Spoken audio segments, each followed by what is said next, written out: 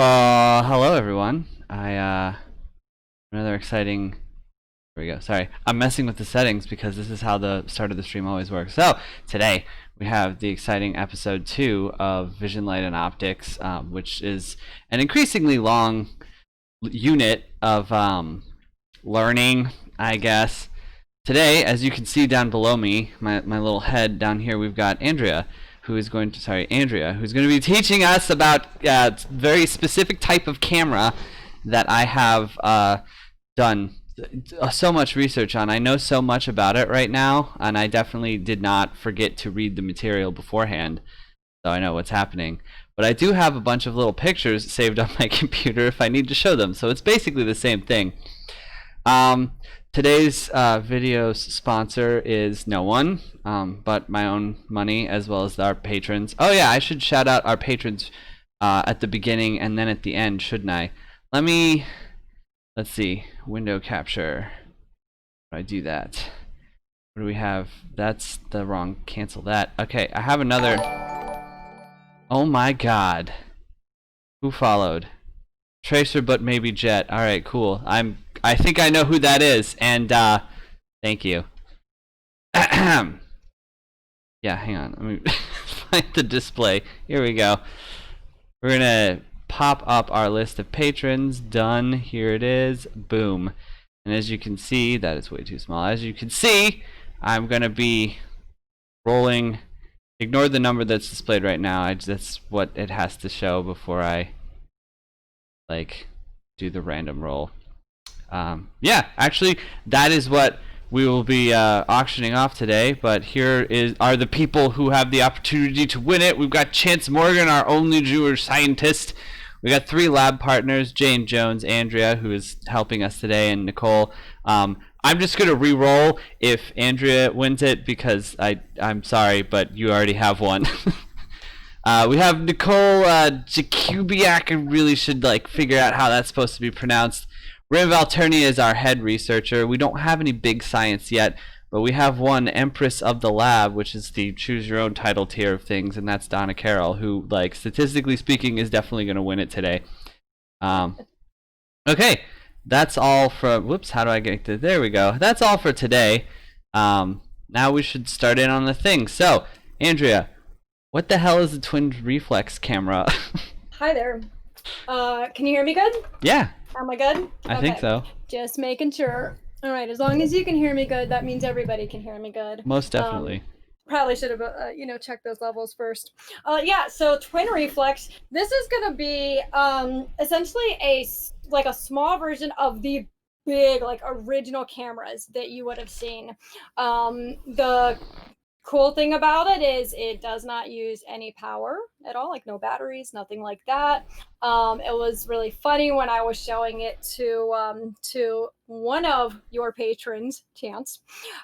They actually asked when they were using it is where are the batteries? There are none, because batteries are only required for things like flash, and then obviously if you're doing something digital, and then if you need a light meter. Now this doesn't have a light meter. This is going to be just about the simplest of cameras that you can find. And this thing is really cool. This little kit here has been sold for years. It was designed after the Rolleiflex. The Rolleiflex is about $1,000 if you want to buy that. It's very, very expensive. Yeah. Yeah, so the Rolleiflex is very expensive. They have one called it's a Yashica. I keep wanting to say MCAT, but I don't think that's it. Or maybe it's MATC. So there's a Yashica that's a little bit less expensive that you can get if you are lucky enough to find one used, which is really cool. But I recommend getting these little kits. What are they like? Yeah, like $30-something. I don't remember what I paid.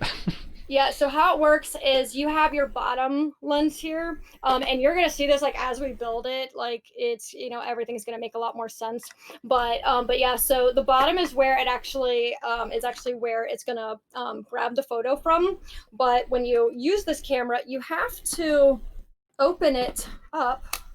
Oh my goodness, this little top, I think it let's see, it has a latch. I actually never closed it before. Yeah, so you can see how easy that it will actually just like come right off of there, right off the hinges. That gives you an idea of like how this thing is put together. It's extremely like it's really extremely simple. This little thing here is actually only necessary for helping to block out any light that would get into here. So it's going to set up like that for you to see, like, as you can see right now, you see there's a whole lot of light in there, right? Yeah. So that, yeah, so that light is in there to let you be able to see through the viewfinder. Now, something I can't show you a picture of, or actually I can, because I can actually move the camera. Well, hang on. I have an example image here. Let me just You do? make that visible. So, well, I'll post it in the chat so that you can see it too, but it's not going to show up in the, it's on the stream. Any of you who are actually looking at Twitch, which should be everyone. Now the funny thing about this is, and as far as I know when I built this, I did everything correctly. But oddly enough, normally when you look down into this viewfinder, because this is something, you hold this right here, you hold it in front of you and you're looking down to take a picture. So it's not a traditional, like you hold it up, there's nothing like that. You're looking down into this viewfinder. And so this is what you're actually seeing is your image, whereas down here, this is what you're taking. So what you're seeing is going to be slightly off. Let me get my eyes there so you can see that I'm alive and exist. So what you're telling me is this is powered by your stomach chakra instead of... Yes. Okay. It is your sacral chakra down there. See, about like that. Now you can put this on its side. You can put it, which actually I highly recommend, on a tripod, because when you hit the lever on here to take the picture, it is very hard to get it steady. Like it really is. But usually when you look down into this viewfinder, what you're seeing is going to be upside down. Now, somehow when I was building this, and I don't know if we just like luck out and the ones that they have made for us design have the viewfinder where it's not upside down. That's pretty cool. Yeah, so that is actually cool. So what you're seeing is actually not going to be upside down how it would be in the traditional twin reflex. It would be upside down. But here it is not, but you do have to be careful when you move it back and forth. It is going to kind of do a little bit of that microscope thing of like where yeah. Well, I guess that makes sense. And like, yeah, so it's flip-flopping it. So when I put my arm out this way, I'm seeing it this way. So at least instead of putting it upside down for me, which is a big problem, it just mirrors it. Like it just does a mirror image. So we're very lucky because of that. I really want to try to get this piece back on here, but it's not really relevant to do right now. So I'm just gonna build another one anyway. I'm gonna post another village. What is the video? The image. There it is. I'm gonna post another image. But if I'm understanding this correctly, we have like we covered last time. I don't know if anyone remembers. We had that little pinhole coming in and then going out. Mm-hmm. So it's being reversed. Now, if this is simplistic drawing here is any indication, you've got like a mirror going on the top but not the bottom. So yes. Can I look at your I posted it in where would I go to? I posted it in the Q&A on the stream chat. Q&A? Yeah. Okay. So that's the thing. That's a great picture. So the difference between the twin reflex is that so all this has right here, it's going to let in, like when you flip this lever, and you'll see on the inside, it's got a little thing that literally just so super quickly slams open and closed really quickly. And so that's going to give you your picture. That's going to let light in. It's going to go onto the silver nitrate, which is on your film that's going to be down here, and that's going to take the picture. But up here, that's where your mirror is going to be to let you see the image, because the mirror being on there is not what you actually need to take the picture. The mirror is only needed so that you can see for your viewfinder. That's what the mirror is used for. So the bottom is literally just a pinhole camera or the eye. Mm-hmm. Exactly. That's exactly it. Your bottom half is a pinhole camera and your top half is a viewfinder. If you're ever a kid and made one of those things for sing around corners, do you ever make one of those? What are those, periscopes? Yeah, and where you can see around the corner, you put the little mirrors in. I used to do it with like the paper towel holders, and I would like tear apart things in my house so that I could do that sort of stuff None of that with is my surprising, but also interesting. yeah, so it's pretty much like that. It works like that. And then and then the little gadgets that you see on the side here, this is just for roll, like for going from shot to shot. Now this is really interesting that with a regular, a camera that we're all used to, and I'm if it's digital, obviously you're just snapping a picture and it's going. If you're using the 35 millimeter or the medium format, any of the ones that aren't digital, you're usually just going to switch a lever and or you're going to wind, and it knows how far to wind. With this, there's nothing like that. There's this tiny little, and it's going to be really hard to see, but there is this tiny little, maybe if you can pull up some pictures around this thing, Ugh, it might be good. If you can't, actually, I I think do have a video that I can find for you. I have. Um, Oh boy, let's yeah, get into how videos are gonna work. I don't know how to do that or properly, but yeah, let me yeah, change this. I you pulled could up switch. the basic like light bouncing around thing, but let Mhm. me change that to Just general camera working. type in twin reflex, type in twin lens reflex camera, do a Google image search, you'll see Well, pictures of it that's around. whoops, that's what I had. This is a basic patent on an Let Eastman me see. camera, but oh, hang on, I'll post it in the Oh yeah, Q&A as it well. does not matter what brand it is. But They're all gonna be the same. I mean, so here But there's a essentially, little. Go ahead. yeah, essentially this little thing here, you're gonna spin it, and there's a little arrow here where this thing is gonna turn, and there's an arrow up and an arrow down. A half spin is one. That's one. That's the length of one 35 millimeter. Shot. Okay. And it is exact. Like I was worried about that. I think I told you I was worried because I was like, well, it said it's kind of a rough estimate. So I was thinking because I developed film for this last night, which we can totally share those pictures in here for people to see. But when I was developing film for this thing last night, way later than I should have. They were exact. I mean, it was like I was expecting that there was going to be like a picture and then like however much space, and then another picture, but these were literally just back to back to back to back, which was pretty cool. And Um, that's just. I mean, there's no like notch or anything that lets you know you're about a picture forward in the roll, or just you're. no kind of notch. You just know that you just have this. There's this little arrow that's on this thing that'll spin as you're spinning this, and when you get from the top to the bottom, a half spin.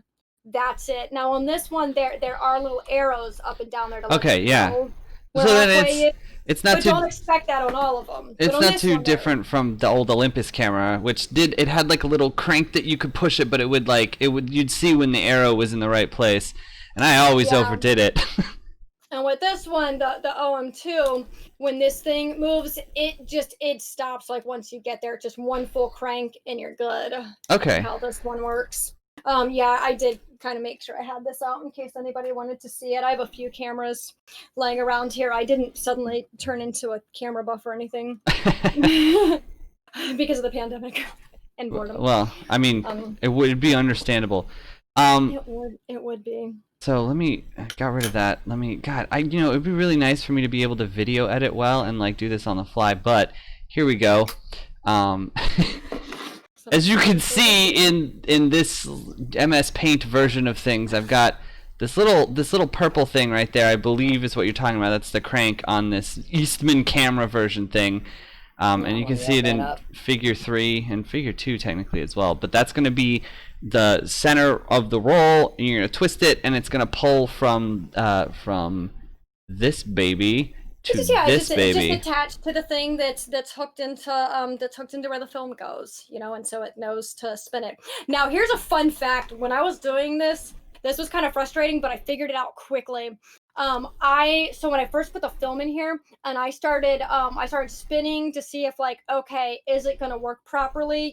Which is essentially, are the little things grasping the film to move it? to like push the film forward. And it actually wasn't, because you'll know if it's working, because if you spin one of these and the other one doesn't start spinning, it's not grabbing. So all I did, I just squeezed, and it worked, because squeezing this helped make sure that it squeezed just enough to get the film latched on to onto the it's almost like these Yeah, little the little thingy the do. little notches. Yeah, the little notches. Yeah. So that was a little annoying, but it Oh was yeah, like well, the cassette. it's a little, yeah. So I was like, well, you know what? It's a little plastic camera. It still works even out though, so I'm like, well, that's okay. I'll just hold it down and do that. It was super fun, and the pictures look really cool. One thing of note about this, because it needs, it needs all the light it can get. It is going to be low on aperture, like a low f-stop number, which Ooh. I personally like, because I like to have everything else in the background blurry and have, just the shot focused on who I'm or what I'm looking at. And the only issue is that it is really hard to focus these. It is. You're kind of messing around with this stuff. It's a pain, but it's worth it if you can get it right. My first time using this, I got about 7 good photos. I tried to take some pictures indoor, which was a bad idea. There's not enough light inside. There's just not. So that's my next question. We learned from last time, and I just happen to know because I had to learn it for last time, that the focus is controlled almost entirely by the lens, which I'm assuming you're going to be doing in and out telescope thing on the camera. Mm-hmm. But this f-stop, this f divided Aperture. by some number thing, yeah, that's the aperture. Tell me more about that, because I don't fully understand, other than it looks like a cool little like aperture science thing, which I'm assuming that's where they got the name. So the aperture is all the aperture is the size of the hole that the light's going through to get in.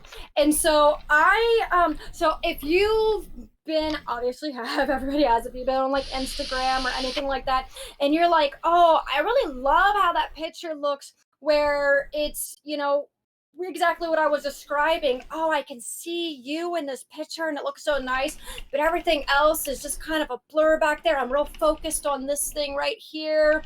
Well, yeah, that's because it's only letting in this small amount of light, and so it's a low f-stop. It's going to grab this. It's going to grab this focus right here, but you're not going to have any focus, anywhere else, like behind you. And so a lot of people really like that because it looks very artistic, but you're not letting as much light in. And so in this particular camera, because it does not have anything to offset that, your ridges around the side are going to be dark, and you'll see that because we will post the pictures. Sure. You have them. Did you save them? Because if not, I can just post them. Yeah, no, I do. I can do that while you're talking. Yeah. But real quick, you talked about letting in more or less light. Is that what makes the focus, the focal point, so thin? Because I know on the yes. on the pinhole camera, you literally can't see anything except for a source of light.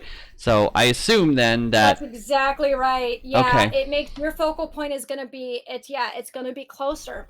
And so on these, like, so then if you open up these which this one literally only has 2 aperture choices that you can even use on here. It's, do you have this one piece on there or not? It's like, do you have this one piece on the lens or do you not? If you have it on there, you have a wider range. You have a much wider range. But if you don't, it's a little bit different. So I didn't want it on there. I just didn't want it on there just because of the way that I like my stuff. So it just has one preset. Oh boy, that's a lot of images. It's one or 2. There should only be. It's the ones that I sent to Discord. That's why I only sent the main 7 of them. Oh, good. In a row. Yeah, the one in your Facebook Messenger is all from the Minolta. That's all from the digital cam, or not digital, but the other camera. So like is it this series of you? It starts with you in the mirror and chance down to like flowers? Is that the ones? Those, yep. That area, there should be 7 of them, I think, and it's gonna, the really dark one is me in the mirror. It's the only one inside that would actually take, because I took it when it was quite bright in my bathroom and I flipped the lights on. But as you can see in that picture, it is really dark still. There's a reason why a lot of those pictures come out blurry, because it is really hard when you have a camera that's at your waist and you're trying to see if it's in focus and you have bad vision like I do. You're not really going to be able to tell. The best pictures that came out of there were the pictures of the plants, and I'm super happy about the way those came out. Like, they look really freaking cool. So I'm gonna pull up the 2 plants and the one of you in the bathroom, and I think the one of you in sunbathing, because I don't want to like post stuff of chance without asking them. But how do I fucking, oh my god, display capture, here we go, it's back. There we go. So this is, I'm showing the one of the flowers. It looks pretty crisp, but it's got the blurry background. Is that because question mark? It's because the aperture, because Okay. the way the aperture is set up. Yep, because it does not have, like, it does not give you any kind of depth of field, like as far as like really a lot of depth. These cameras were used a lot by people to you know, like when they first came out, to try to get pictures of your family, you know, do family photos outside. That's what that's what really, it's like people wanted to be able to have pictures of their family, and you know, and the stuff they couldn't really do before, you know, that they really didn't have the option to do without trying to like pay somebody to come and do it. And so this is kind of good for that. So if you look, a lot of the really older pictures that were taken, that's what they were taken of. So to the point of of family photos, I got this one of you in the mirror pulled up, and it does look very much like the Civil War era. You know, everybody's standing in a row for like 30 minutes. I don't know how long you had to stand to do that, but you can definitely see the background better than you. Why is that? And it's just specifically because go ahead. in that moment, I'm actually too close to the camera, because Okay. because it's taking a picture of the mirror. That's the thing. It's taking a picture of the mirror. I am too close to it. You have to be, because that's the thing with aperture. You can't be too close either. And also, it's because I didn't focus it well enough. Okay. To be honest, like I said, I was struggling to focus. Fair enough. I could have, from that distance, I technically should have been able to get it less blurry. Now, the other thing that may have happened is it is recommended with these cameras to use a lower ISO. And the lower ISO is like your film. It has to do with like the speed of your film. And so yeah, it's like when I did this and I flipped this, which you can hear the little click. Yes, I can. Well, imagine holding this in your hand and just watch my hands and how I do this. Just watch that this is not going to remain very steady. You see that? As soon as it goes click, this whole thing wants to go boom, you know, it wants to move. So that's one of the other reason you're supposed to like hold it up against you, is you're trying to steady it. And so that's another reason that the pictures are blurry, is because my hands were shaky. You know, if I had been using, if I had put like 3200, like ISO 3200 film in there, that's a super quick, that it's super quick, you know, super quick film speed. It's going to just pick up what you're putting on there really quickly. It grabs it super fast, and by doing that, you're not going to have that any kind of motion blur, basically. Okay. So it's better for action, you know, if you're like you know, if you've got a shaky hand, or if you have like, you know, you want to take pictures of kids that are running around and you can't get them to stop, you're trying to take a picture of a cat, you know, which is usually what I'm doing, and the cat's likely to move. Yeah, you want to do that. But this particular camera recommends that you use a lower ISO, and the lower ISO, it's really amazing at getting some cool shots, but you really want to have it on a tripod to be able to get those really cool shots. Otherwise, it's really fun for taking pictures of moving water or lights. If you see those pictures where there's the cars and you just see like lights, you know, you just see their headlights, or you see pictures of fireworks where you can see the streams and all that. That's because somebody is like, you know, you want to use like a lower film speed, and then you also want to put your shutter speed. Okay. Put your shutter speed lower. Yeah. So which that doesn't exist on this camera, so we're not really going to talk about those things. Okay. Well, then let's get into what does exist in the camera. Make it. So all of these items. So one of the reasons why I busted this bad boy out, besides for us to be able to look at, is that these kits, so they were made popular. They started, I think, in Japan. decades ago, just decades ago, they started. The two most popular ones were this one, I think were this one, and then one called a brownie, which was like kind of. Yeah, have you ever heard of the brownie? I want to pull it up. That's one that I really want to get a hold of too. But it's another small one like this that kids when they were like in the growing up in like the 50s, I think it was, could get them. So those are like the two main little like things. Like so, this was the kit and the brownie. I can't remember if that was a kit or not, but those were the main like plastic cameras that you would get Oh, that you would get dang. for your kids. Now these kits are often missing pieces. That's kind of a little fun part of it. Hooray for the So lottery. yeah, so I didn't take the wrapping off of this, but just from what I saw, like it looked like the pieces were there. At most, it might be screws or something like that. So basically, I can take them off of this if I need to. You know, that's pretty much it. I do have a few extra parts because they will come with extra parts too. All right, here's So the. Oh my God, these always just resize I'm gonna themselves. pull this down This here. is the brownie camera for everyone who's watching at home. It looks like it's got two viewfinder lenses and then a central actual camera lens. Is that? Can you put it in the Q&A chat because that's where else are you putting these pictures at? I mean, when I'm showing the stream, they're on OBS. So unless you're watching on Twitch, you can't see it. But Oh, okay. I'll throw this Yep, down. I don't have it on here. There we go. For those of you playing at home and on the Discord where you should be, or on the Twitch, I can't. If you're on Twitch, you can see the video anyway, though. Let me see. I don't think that's what I was. Yeah, hold on one second. I do not think that is what I was looking for, or what I was asking you to look for. We'll see. Brownie camera. Oh, you're talking about maybe the one with the accordion? I used to have one of those. Hold on. Okay, so I think you're looking at the newer one. That's what the issue is. I don't know. It was listed The as one that I'm vintage. looking at looks like this. Nope, it is. You're looking at the brownie, but it's the older one that I'm talking about. The Okay. much more simple one. Oh well, that's boring looking. It's not like, what is that? Art Nouveau? I don't know. Art Nouveau. No, it's Art yes, Deco. Yeah, Art Deco. That's Yeah. right. That's right. That's what it is. Do a module on aesthetics and how I'm bad at them. Yeah. So I was trying not to terrorize you with the sound of that too much. It's too late. So what I do is I like to just go ahead and set all my pieces out. All right, I'm gonna maximize your video and minimize mine so that we can get the most detail out of you as possible. That did not help, actually. Okay. So, fun thing with this is that the directions are kind of weird.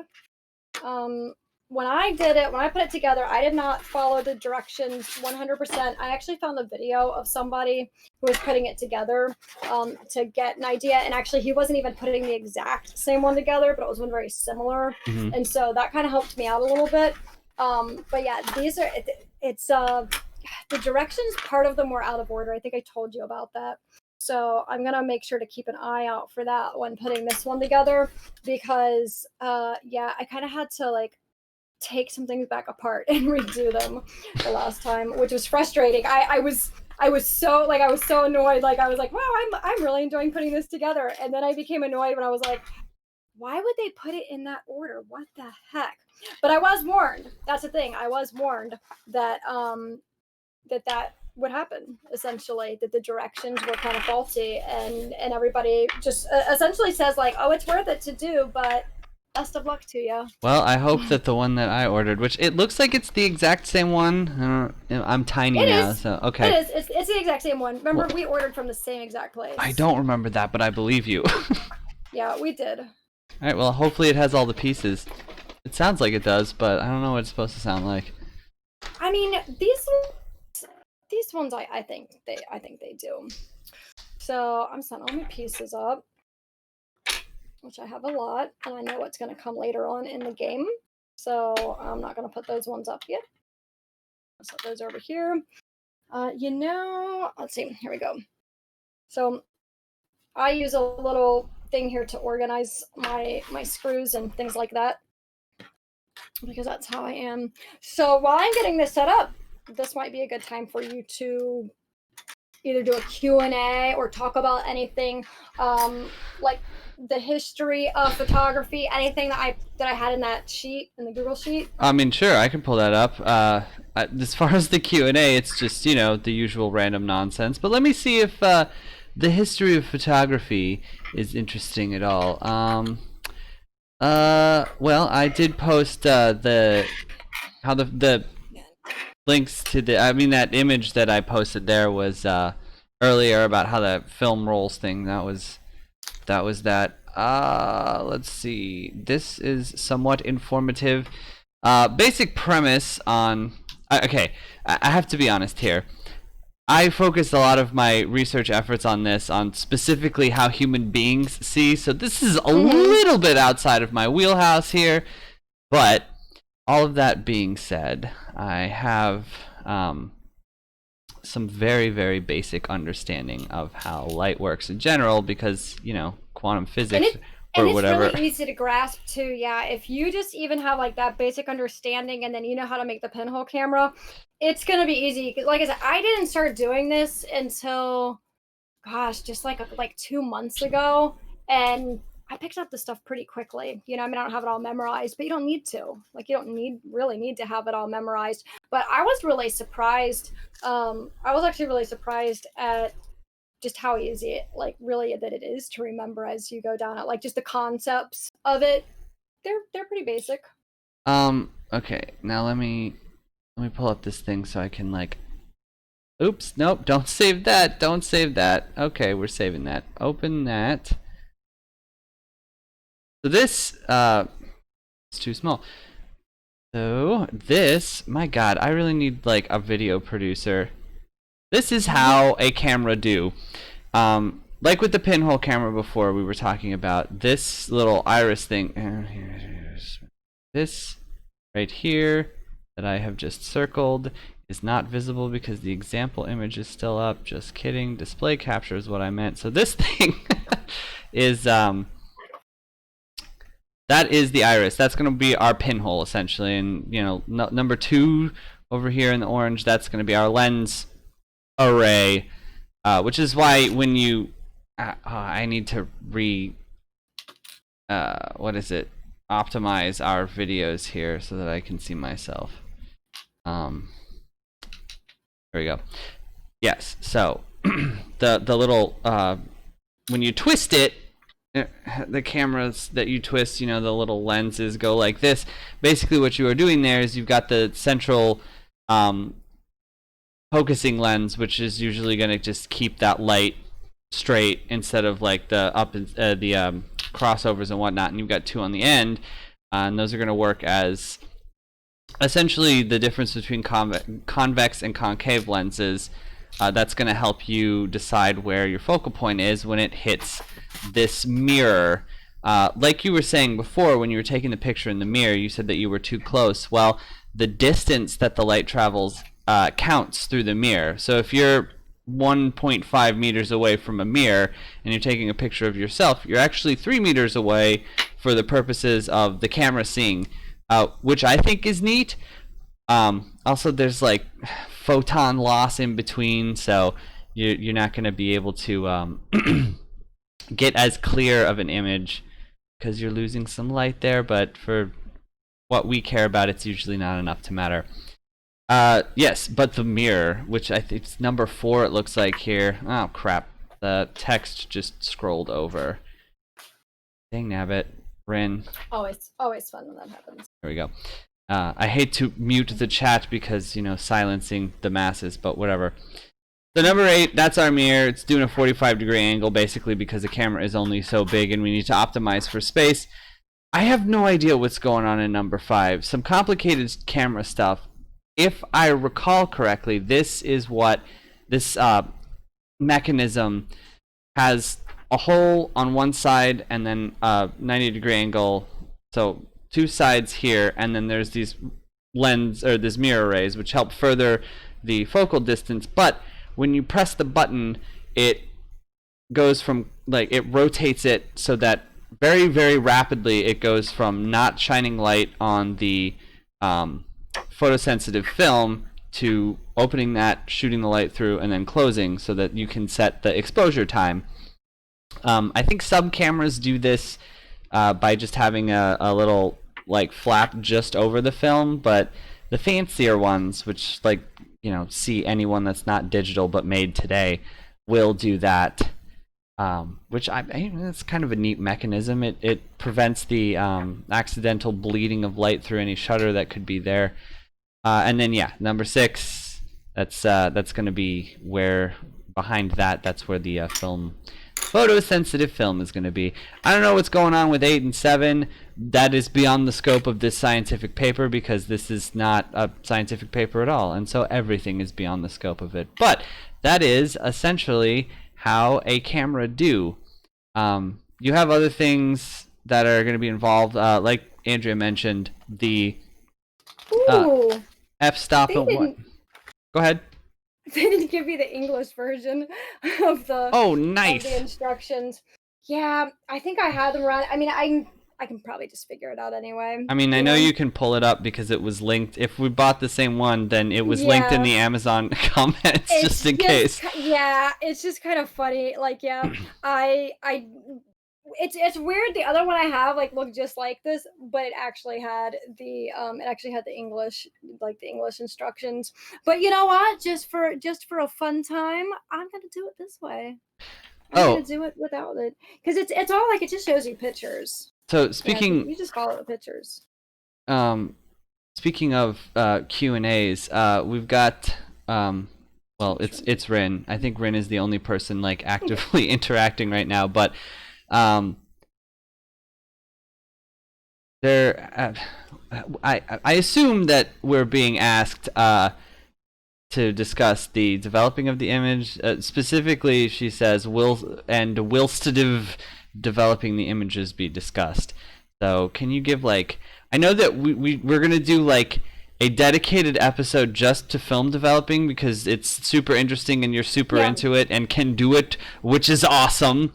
But, like, give us a brief overview on what happens once we've got the photosensitive paper exposed to light. So once you have the photosensitive paper that's exposed to light, which is your film, so that does need to be developed. You need to take, like, so the silver halide crystals that are on there, that are on the photosensitive film, they have picked up the light, and they react. They react when the light hits it, and so anything that's light, which is that's most things. That's most things. So anything that has any light that is not fucking black, basically anything that is just stark black, is going to leave an impression on there. It's going to react with those silver halide crystals, but they do need to be developed. And so what that means, when you're developing something, you are making the impression where they have reacted. You're making that impression permanent on the film itself, and then you'll actually be, after making that impression permanent, you're going to be removing those silver halide crystals from the paper, or the film, and then you have what's called negatives. So how you do that? It's really simple. You've got 2 chemicals. You have something called developer. So you can do this in a dark room, or you can do it in what's called a dark bag, where the starting process. So you have your film, you have your rolls of film. You don't want them to be exposed to light at all, because obvious reasons. Then all of the film is going to react, and then everything you have images of is gonna, that's gonna be gone. So in the dark, whether in a dark bag or in a dark room, you have your little developing tank, and you have to take the film from there, and then you put it on your developing reel. Okay. So I use a developing reel. So you put it on your reel, and then that goes into a developing tank. And then once the developing tank is sort of secure, then no light can get in, but it does have a lid, like it does have a little funnel thingy where you can pour your chemicals into there. So yeah, so once you have that all in there, you use your developer. You can get them from all over the place. I use Kodak D76. It is best for beginners. It works for like a whole bunch of different films, real simple to use. So I use that, and I use just a straight shot of it. Like some people like to do a 1-to-1 mix, things like that. It's whatever. I use it. I just use a straight shot of it. Just different ways that you can use developer, and at different temperatures that you're developing can cause your images to to be like when you have like if something's underdeveloped, it's going to look a lot lighter, and if something's overdeveloped, it's going to be way more vibrant, so you're like kicking the contrast and all of that up. Sometimes you really like that. In fact, when I developed last night, I wanted to make sure, because of the type of film that I was using, I knew that it was going to look best if it was developed just a little bit longer. So I did a little bit longer than I normally would have, considering what the temperature is. So you put the developer in there, for whatever your time period is. It's actually not very long. It's usually between like oh my gosh, maybe like 15 minutes at the most. So when I was developing last night, I put it in for 7 minutes, and you kind of like agitate it, let it get all mixed in there. So then you got that. Then you rinse it out. Now you can use what's called a you can use a stop. Like the stop is gonna like stop. It's gonna make just gonna like stop the development right then. So some people use that. You don't really need to with black and white film, because black and white film, the development process is not quite as sensitive. So instead of doing the stop bath like that, I just use water for my stop bath. I just go and I'm just running it under my sink and just rinsing it for, just rinsing the film, rinsing the developer off for like 5 minutes. Okay. And then after I've done that, I put the fixer. The fixer is making sure that the silver halide is completely off of there, and is and is making sure the image itself is just it stayed on there. So you get that off of there, rinse the film again, you can pull them out, and they're done. Like, they're negatives. So I just pop them on. I've in the Epson the V600. It's a negative scanner. Okay. And boom, they're on the internet, like, or on my computer. And this is much more fun than just taking things with a digital camera, which, Anyway, show us how to build this thing, and I've made notes for things to cover for the photo developing episode. Cool. Okay. That will be really fun. It blew my mind when I realized like just how easy it was. I was like, holy crap. Like, and the reason why I do it is because it's like $15 to develop a roll of film, develop a roll of 24 images at Walgreens. Okay, that's true. $15. I'm like, what? It used to be cheaper in the day, but It did. it also It's probably so was due to expensive. like labs having access to that stuff easier, but So, but yeah, it's so freaking expensive. Okay, so here's a weird thing that I noticed when I was doing this before. Again, the directions are not super great on this, so even the images can be a little bit odd. But yeah, so I have this little piece right here. Has to be hooked in here, and I'm working on this one. So this is just a little bolt here. It's just gonna go in the middle, and then this part is really not like all that important for the camera to function, but this is like what I'm starting with here is actually what you would use to put it on a tripod. Oh, okay. So that's why what you're doing is you have this this bolt right here is literally just sitting there. It's not doing anything else other than sitting there, and I'm locking it in, and that's so that somebody can like bolt a tripod into there. And so on the other side, it's just going to look like that. We'll skip ahead to the stuff that matters. Well, I still have to build this part. Okay. Like, it's literally the first part that gets built. Can you just fast forward time? I sure wish I could. But when you put these things together, you gotta do every little bit. So that part goes first. It only takes like 2 little bolts and then it's done. I mean, that's fair. I did make everyone watch me assemble a hurdy-gurdy over the span of like 2 6-hour sessions. Oh, jeez. Yeah, just judging by this, I'm guessing we're not getting this whole thing done today. Yeah, that's okay. In that, if we don't, that's fine. I'll part 2 of this, and part 2 would making this instead a 5-part unit instead of the increasing trilogy that it usually was. We can do the rest of this as well as optical illusions next time, because that was what I was gonna cover. But I mean, honestly, how long could optical illusions take? Dude, I love optical illusions. That they were just like, I found that stuff so fascinating when I was a kid, and I really never stopped. I just really never stopped. Well, I mean, they're no more they're no more effective now than they were then, or vice versa. I mean, whatever. Both statements are true.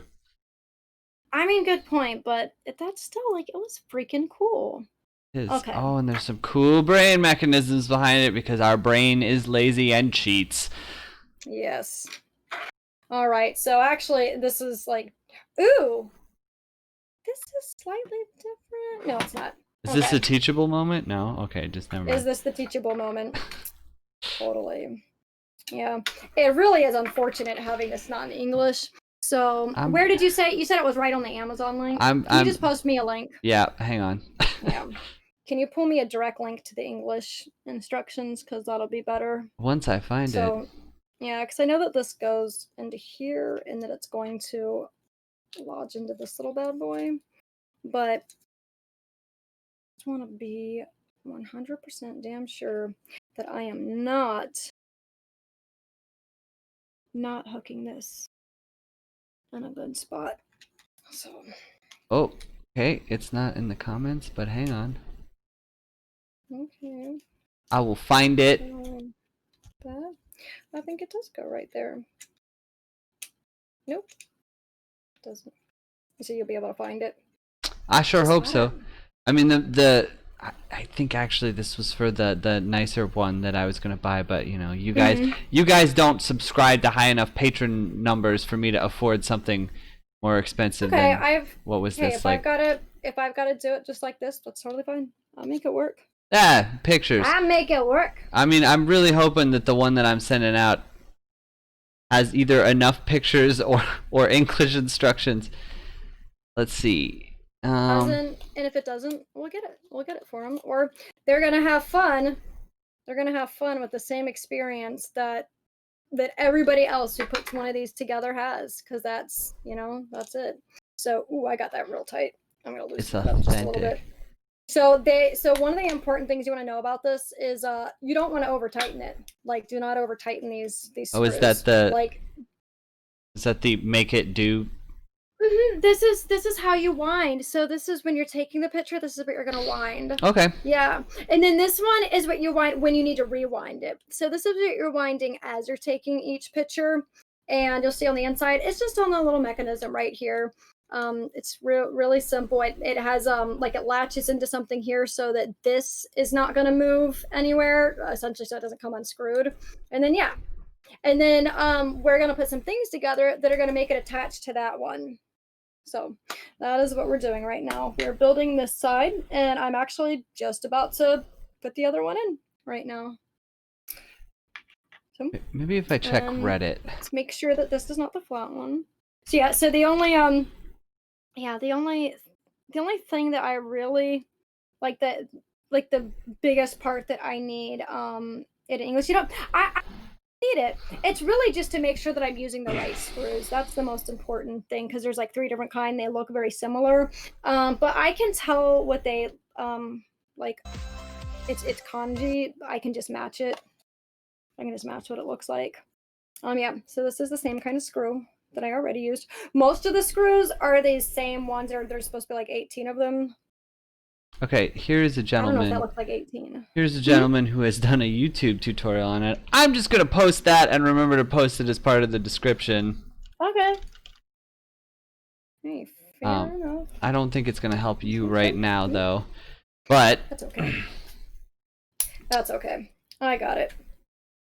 Oh yeah, this part Yeah, so the part that I'm sticking in is got a mechanism where it comes up and down, because this is like when you're loading film, you're gonna pull this out and you're gonna load your film into there, and then that sticks back down in there, and it grabs onto the film to turn it. Okay. So that's the important thing about this piece that I'm doing right now. Is Interesting. that so I'm about to screw the little cap on. But yeah, that's something that you would find in the in any 35mm camera. You know, you're gonna have your thing that pulls out for you to slip the film in, and then it like kind of like latches back in there. And like I have it on my Olympus. So And what you're telling me is that you need a little thing to slip it in, but then pull out before it's too late. Oh yes, exactly. Okay, That is good exactly what I'm news. telling you. These are also all in. Is that? I think this is actual proper Chinese and not like. Yeah. Okay, if it really is okay if you can't find one. Yeah, no, this is 100% Chinese. Okay, so these pictures though, I mean, look at this. Here, let me make myself bigger again. You're bigger again. I'm gonna cast enlarge. Here we go. Wait, Cast up there it is. Yeah, this could be a little. It's mostly pictures and whatnot. It seems fairly straightforward, but yeah, some of these are like. Some of these things have a circle with an X around them, so I don't know what you're not supposed to do, but don't do that. Oh. Alright, well, That's always fun. now that I'm looking at these This is totally instructions. fine. So yeah, we did the mounting bolt. What? I wish you would have built with me. I wish Well, you would have built with me, but that would have taken. There's a plague on. Cost another one. No, I mean, like, I wish that like you would build one and I would build one. Well, see, I was gonna get two, but then you were gonna come over and do this, so I was like, oh well, Yeah. I don't need to buy more than just one for the patrons, so I didn't. See how that one? Yep. So these two will be connected, which is what we're starting on next. The mechanism to connect them. And so this next part is going to include. So there are 4 springs when you're doing this, and 2 of them are quite tiny. I mean, all the springs are pretty tiny, but like 2 of them are quite tiny, and you need to be really careful about do not like bend them, like, you know, you don't want to break them. Sure. Apparently that is a part that really like gets people. That's one that people get I guess like really frustrated with, because they will break their stuff that way. Ah yes, this must be what circles and X's are for.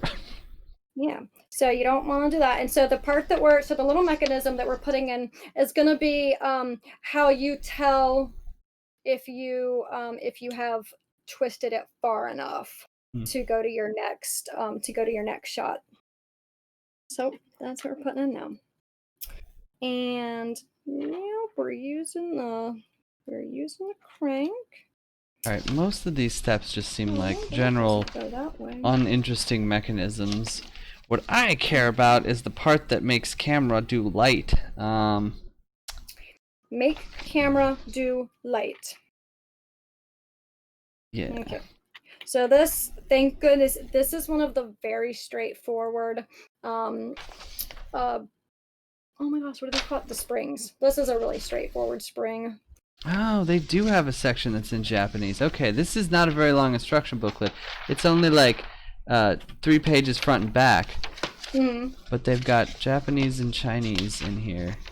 And this is so this is actually one of the specialty screws. I just noticed because I know it's the one that has 4 kanji symbols, which means is it the front one or the other one?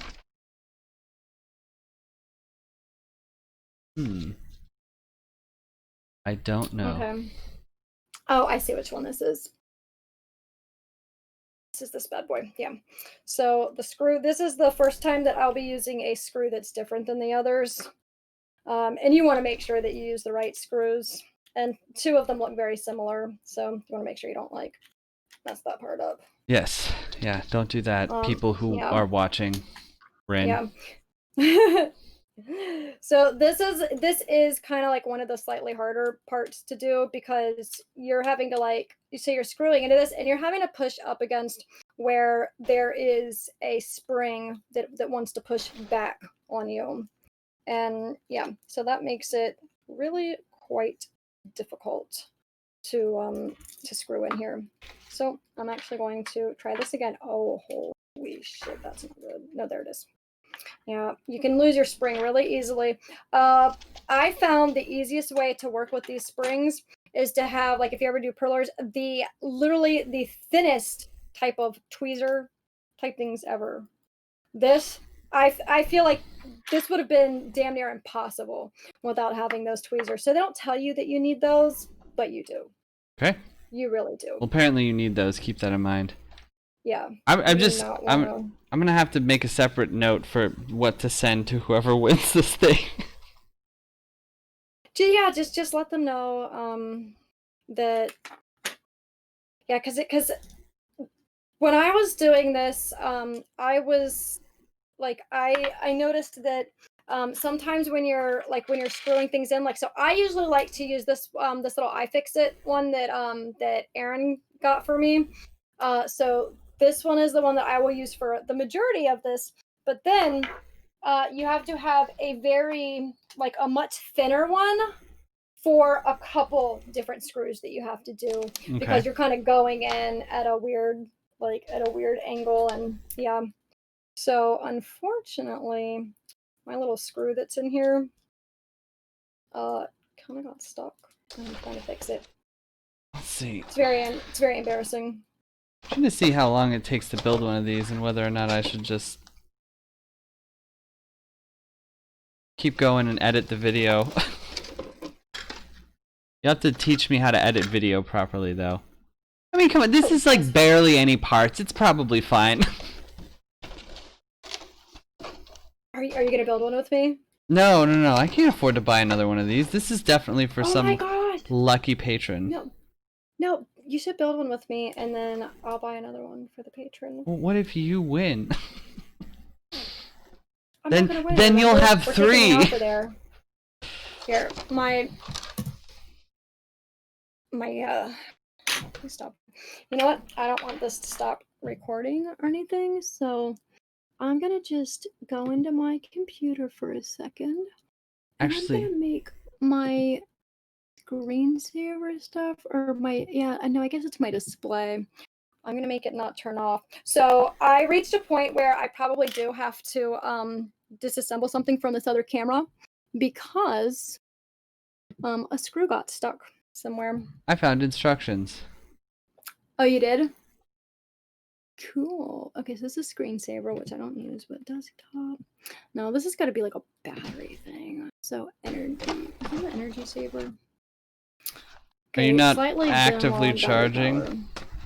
I have my charger on, but it does turn my display off after a certain amount of time, so I'm just gonna make it not turn off for like an hour. Shaking my head. Yeah, well, it's weird, like, this is even when no, that's only battery, so battery I do want to have it turn off quickly. But no, even on my power adapter, I have it turn display off, like, really quickly. Alright, well, I know I'm editing this part out. Yeah, you should definitely edit this part out. Okay, so now that we have that taken care of, I'm gonna try for just another moment to see if I can get this out. Otherwise, I'm taking the camera. I'm taking the other one apart. This screw I want to say that it got itself completely stuck in there, but I know that I had a hand in this happening because I'm the one with hands. You're the only person in possession of those. Yeah, and there's no way that I can just like push this back out of there. What in the hell? This is one of those, like, definitely did not expect that to happen things. But I'm gonna see if I can put some pressure on it from this way. Blackmail it. That usually does good. Oh yeah. Putting some pressure on it. No, I might no, this might actually work. Because the problem is, like, I need to unscrew it, but it's like it's really in there so tight and on the side. And so it needs to have pressure for it to come undone. This would really help if I had like 3 hands or something that was just steadier than that. It's weird. Like a tripod, which you already put a bolt in for. Okay, I am going to drop some docs in the Q&A on how to assemble this thing. And hopefully nobody has the same pictures. issue I have here.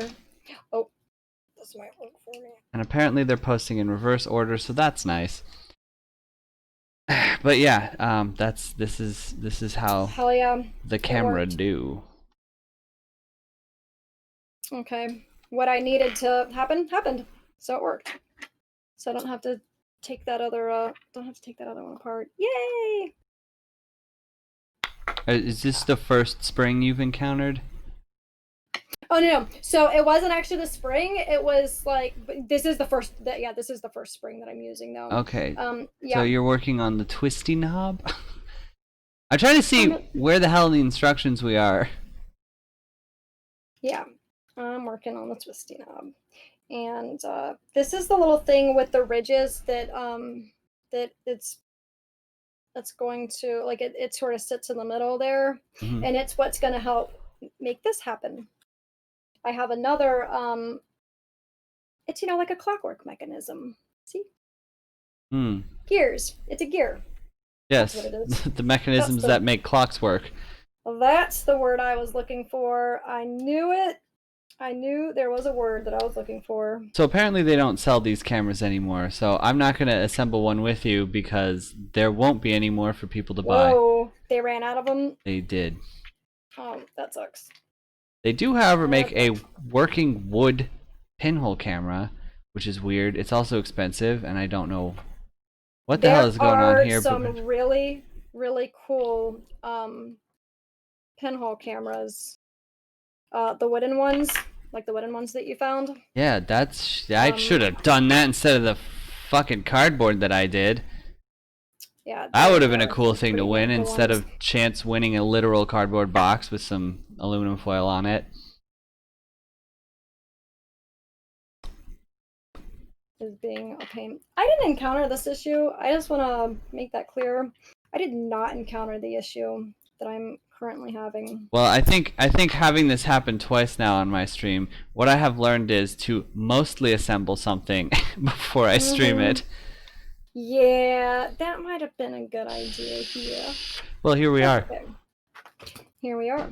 I'm gonna get a slightly tinier screwdriver.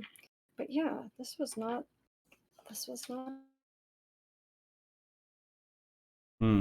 You seem to have froze. That's rough.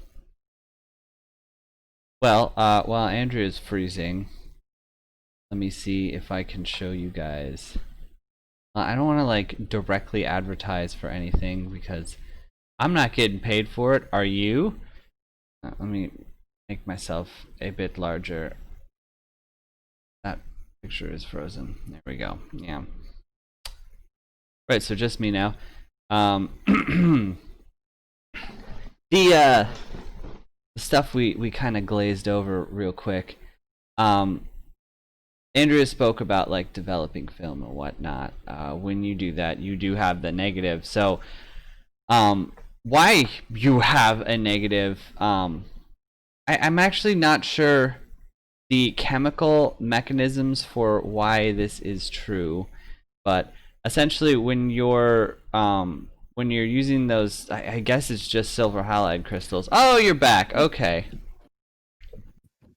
Am I back now? Yeah, now you're back. Yeah, that was weird. Yeah, I for whatever reason, my surge protector, which was working all night because I was charging all my stuff all night, somehow was just off and like turned my screen off, or well, my computer shut off. As one does.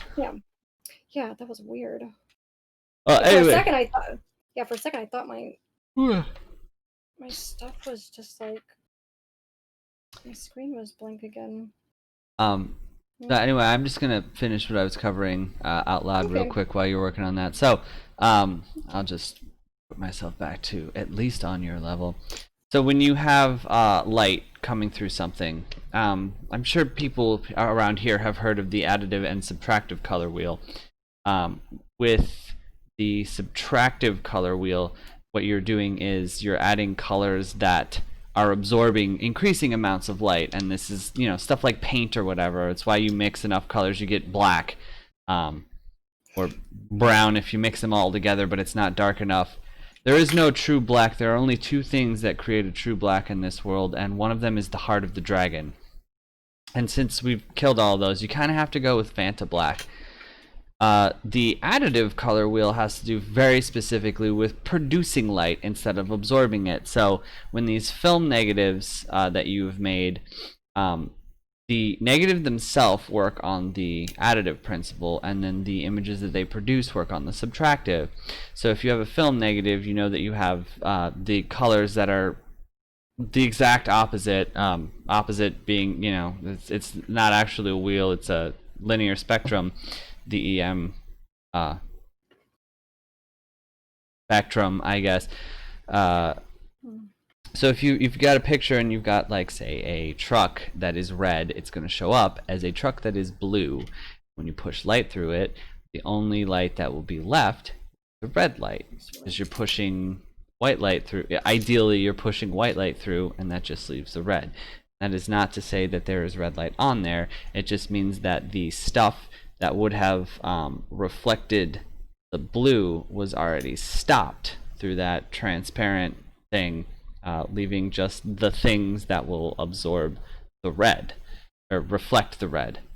Really hope I didn't mess up those terms halfway through, since I just caught myself now. Anyway, that's how the negative things work for the photos. I'll kick it back over to you, unless you want me to keep talking while you're working. I can do that too. Can you keep talking, please? I absolutely can, as it so happens.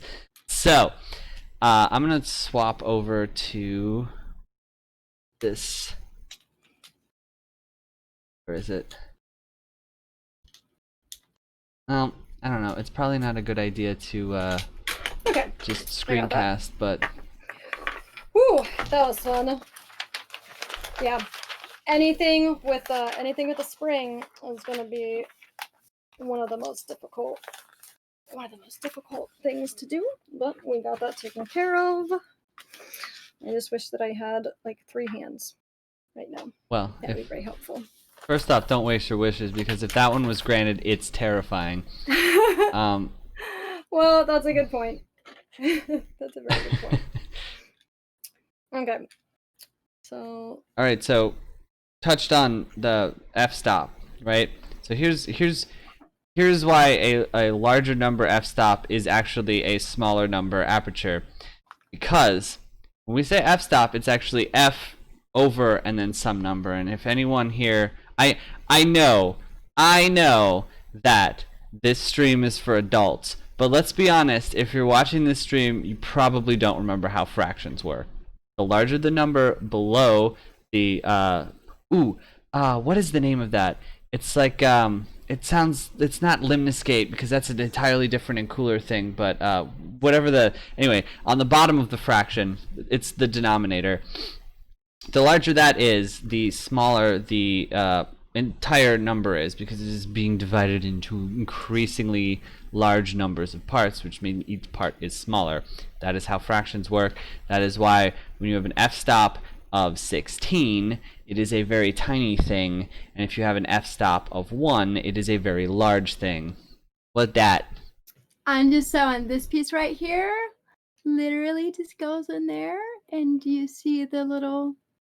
It's hard to see, but there's a... Actually, you know what? I'll make it where you can see it easier. I think I know what step you're on. Go on. I brought extra lighting for this reason, if it works. You're on step 18. So I've made a little gear there. And so these little notches right here, those notches are what need to pull into, the notches on the side of film? Yes. That's what they need to grab onto to pull that film. And so I'm still connecting all of these, that when these turn, they're going to turn all of this. Now, I think I told you with that one, my issue is that these, for whatever reason, just kind of weren't up enough, so I sort of squeeze. Like, I just squeeze down on it when I'm using it, and then it works fine. Now it works fine. Yep. So that's what that part was. And then, so now I'm actually moving over to this, I'm moving over to this other part. where you whole new piece. And this is of course where your lenses are going to go. So I'm going to be working on this side. This is where I'm actually beginning to make the shutter mechanism, the little thing. And this one was actually the hardest part that I did last time, but I think it'll be easier now because like I understand it better. But yeah, this is where you're going to make the little thing that does this. You can see it on the outside, but we're going to make it on the inside. All right, well, I'm going to kick the focus over to you then. Please explain to us shutters and whatnot. Okay. Yeah, so you have to have a mechanism here where you can hit where you can hit something, like where where you can pull the lever and it will push the shutter open, but it needs to slam back really quickly. And so it's when we use like electronic cameras, like digital cameras, well, that's not my area of expertise, but you don't need to have some kind of like some kind of lever mechanism to do that, because it's just all done digitally. But with this, you have to have something that that is just going to, without fail, is gonna is going to keep doing that. And so that's where the spring where the spring comes in. Well, if we're gonna dive into like mechanical and physical engineering and shit, I'm really bad at that, so maybe that's your part. In this, not strictly speaking relevant to vision, light, and optics, which I might remind everyone, that's what I've had to type that so many times because, oh my god, social media stuff just requires a lot of like repetition. So many scheduled posts. Anyway, if I am understanding these schematics correctly, essentially what you have is a well, like you were talking about, there's a like limiter on the light intake, the sort of fixed aperture thing. This is the one I think that is not optional. This is the one that has to be on there so that there is a maximum of this size of light.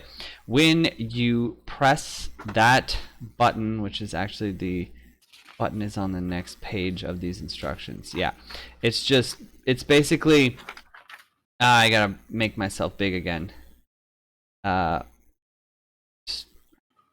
There's really no increase in quality one way or the other. So when you press the click, what is it, is it a button or is it a tab? It's a lever. Okay, yeah. Here, let me get closer and see if you can see it. This little thing here. Yeah. It's black, so it's really hard to see, but yeah, it's a lever. So basically what you're doing is when that pushes down, it's popping open a cap. But if you don't push it all of the way, you can actually kind of get it to stay open, but I'm guessing that that's bad and you don't want to do that. Just from looking at these things, it's a sweet life hack if you want to speed run your photos. But assuming you use as you're supposed to, it's going to pull to a point and then snap off and then slap right back down, and that is how physics works because there's a spring involved. And that's actually and so that's what I'm doing. So right now I am the only two times that you're going to use the flat screws, or there's like these two screws that don't look like any other ones, are for this here. Like it's putting this flat piece that is creating like where your aperture is, that it decides like how big it is. It's making it smaller, so you see it was this size, but now it's that size. So I'm attaching this, and then this has this it has this little like just this little indentation on it that's sort of like, almost like crescent moon shape, almost, but not exactly. And that is like all part of the function of like, of like stopping it and getting it to go back, priming it or whatever for the next go. So this I actually thought was really cool when I was putting together the first time. Even though it was a pain in the ass to do, I was just fascinated with how it worked. That like, I thought about like whose mind created that, but these types of mechanisms, that's not the first time they were even used. We've used them for so many years, like that kind of technology of, like a freaking snapping, you put something over here and then, something goes off and it slams there, like whatever. That's been around forever. I don't know what it's called. Like I said, I'm not an engineer, but I just think it's cool. This is really freaking cool. Everything is just a simple machine, but also more of them. I'm trying to find the effective aperture size on this, which I can't do, but It's using what, like ISO, what is it, 1200, 12,000? No, they prefer you on ISO here, 200, my mistake. That's their preference, yeah. They prefer you to use ISO 200 on here. As far as the aperture, I think you only have a choice of two. One is 5.4, and then the other one, I can't remember what it is. Like, but yeah, I can find the information. I'm looking it up already. Okay, so ISO is the blah blah blah blah blah. What does the numbers mean? So ISO of films apparently range between 50 and 3200, with basically doubling each level. That looks like it is going to be, oh, it's light sensitivity. It's straight up light sensitivity. Higher numbers are for very low lighting, and it looks like that is because there are more, I don't know if it's silver halide, but they're more sensitive film to light, which no idea what the ISO stands for, but like the lower number ones like 100, 200, those are good for daylight, and I'm guessing this is because when you're using a very sensitive piece of material, it does not take very much light at all to cause that reaction, and so these, so these ISOs are going to also like influence what shutter speed you want. Shutter speed being distinct from aperture. Let me just quickly explain shutter speed then. So in the fancier cameras, or if you're like a quick enough trigger in the West with the TLRs here, or is it TRLs? I don't know, whatever. I think it's TRLs. Well, this is the twin lens reflex TLR. So yeah, you're thinking of DSLR for the digital cameras, right? I'm not thinking of anything. I just didn't remember if the L or the R were first in this. So the SLR, like DSLR, is the digital single lens reflex. Okay, well, whereas this is the twin lens reflex. Not that. This one. Anyway, so the difference between shutter speed and aperture. Aperture is the amount of light that is allowed in. The shutter speed is the length of time during which that light is let in. So if we were to think of this in somewhat abstract terms, because, you know, this is not how reality actually is working for us, because if a shutter could move as quickly as I'm about to describe, we would have very large problems. But if you had a shutter speed on a standard camera and not some highly valuable piece of scientific equipment, they were able to let 1 unit of photons in. That is to say, 1 wall of a single photon from every angle that's coming in that shutter speed would not really make a difference between aperture size, because you've only got 1 coming in at any given angle. They're going to come through that aperture as in the direction that they're going to come in anyway. However, because shutters do not work like that, the speed of the shutter can brighten or darken more or less effectively or less effectively, depending on the aperture size. So if you've got a very large aperture size, which, if I understand properly, is the one that sets the field of vision, yeah? Yes. Yeah, okay. So yeah, if you've got... Okay, let's think about this in a triangle. So we've got ISO, you've got shutter speed, and you've got aperture size. The lower number your ISO, and the smaller your aperture, and if you had a really tiny shutter speed, you would have the darkest combo of the 3 of those. So higher ISOs is going to give you a brighter picture, larger aperture is going to give you a brighter picture, and longer shutter speed is going to give you a brighter picture. However, because each of those things control a different aspect about the picture, you need them working in concert in order to like be able to get like a good brightness, focus, and I guess also brightness out of these things. Each of them has sort of a balancing mechanism, right? So if you need to have a small aperture because you need to like really have a fairly tight field of focus, but you also want your picture to be visible, and also it's at night, so you need it to happen tight field of vision, let's say motion, so you need those photons to come in quickly. Oh, nice. Mm-hmm. So that is what your smallest spring is used for. The small spring, kind of a pain in the ass. That's what you want these tiny tweezers for. You could probably do it with your hands if you're really nimble, but the tiny tweezers work. But yeah, so at first I tightened the screw a little too tight and it was going really slow, like it would do that, but then it was like moving so slow back. You don't want that because then it's just like all light for days, you know. It's if you know any kind of shaking at all, if it's taking that long, like you could have your shutter open like for that long and that would be okay if you were on a tripod and you were trying to take a long exposure, which we normally call this a bulb exposure, like as long as you would want to hold it. So that's what you would use if you're like at night and you're trying to take pictures of like the Milky Way, stuff like that. You want that really long exposure. You want it to be able to really like it's just taking as much stuff as possible. So that's what you might use that for. So I actually had to loosen it up so that I could get it to snap a little bit more. And so luckily I did this on purpose. I'm wearing yellow so that you can see that was incredibly smart with a lot of forethought, that a level of which I have not put into this stream even, which is honestly why we're here about 30 minutes after the stopping point. It's fine. You'll teach me how to edit videos after this, and this will somehow be okay. I will teach you. So this next part is a little fun too. Luckily with this one, they actually show us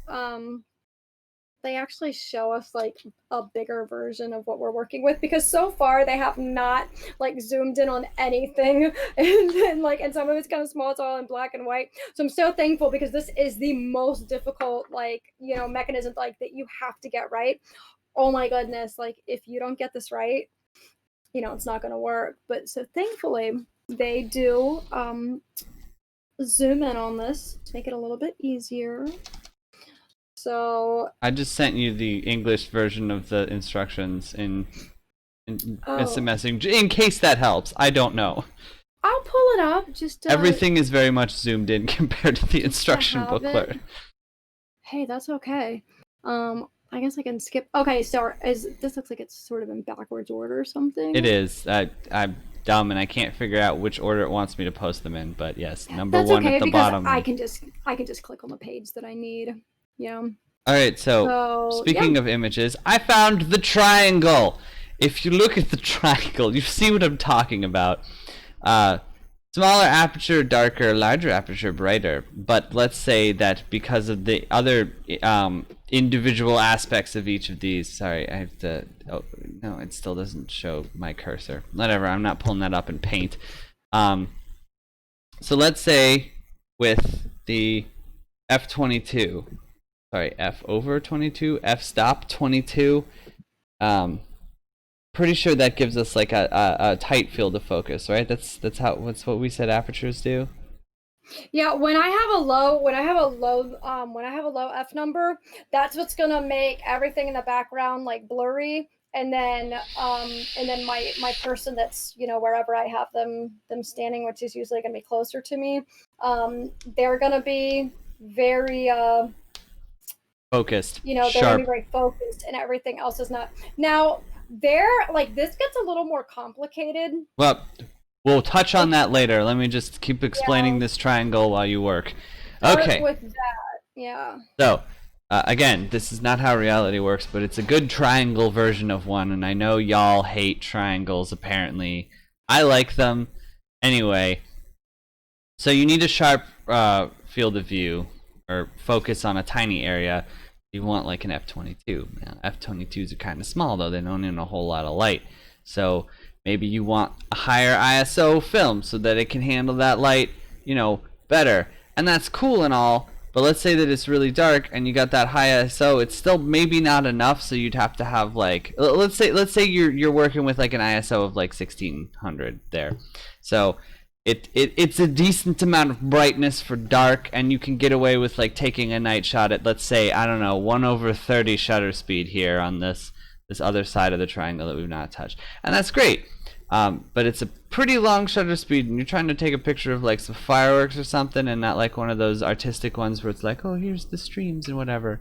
So you want like an instant action shot.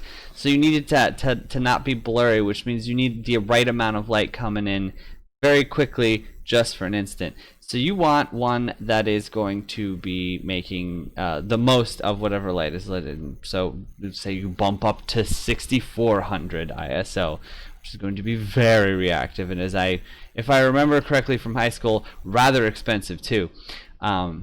And because it is so very light reactive, and you only wanted to see like an image for just the briefest second, even though it's very dark, those photons are going to cause a lot of problems, you crank that shutter speed up. So now you have a small amount of light coming in with coming into a very receptive medium, and you're letting it in only for a brief instant. And that is basically how this weird triangle works, is you got to balance all three, keeping in mind that each one of the sides also has like sort of a secondary purpose to it. Conversely, if you wanted to take like a night shot of like the stars or something, and you had like you still were working with like an ISO 1600, you would want, I think it's called the bulb setting or whatever, which basically is just the shutter is open now, it lives there. And that's how you're taking those. If you've ever seen like the time-lapse photography of like the night sky in the northern like Arctic Circle, and you see it all twisting like that, that is basically just the shutter stays open the whole time. And you usually need a wide aperture for that anyway, because field of vision is, to see the rest of the universe, it needs to be kind of a big field of vision. I don't know why. The universe isn't really that big. The celestial sphere is basically like 200 feet off the ground. I don't know. What's the highest humans have built? Only about like the King's Keep is about as high as it gets. So you've got this bulb setting, or the not close until I tell you to shutter speed. And you've got that big ass aperture open, and you've only got like a decent tier of ISO. That is gonna, that's why it needs to stay open, is because it needs to take in that tiny amounts of starlight, which Arctic Circle, chances are decent that there's not going to be a lot of like light pollution for anything else. But yeah, go look up images of the Aurora Borealis and crap. That's if they're not made out of digital shots, which again, all of this, it's all just digital nowadays, because to be honest, it's easier and more effective.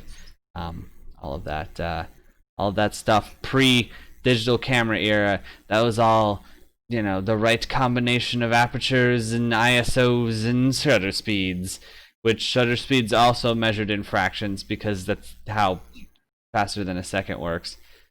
Well, you could do decimals, but we're aggressively imperial here in America, so. Aggressively. Okay. So where are you at with your instructions? With the springs.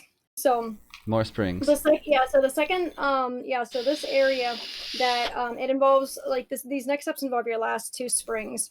So remember when I was doing this before, that the spring that they sent me, that it didn't seem like it was made appropriately. It's really weird. Explain further. So you need the spring to.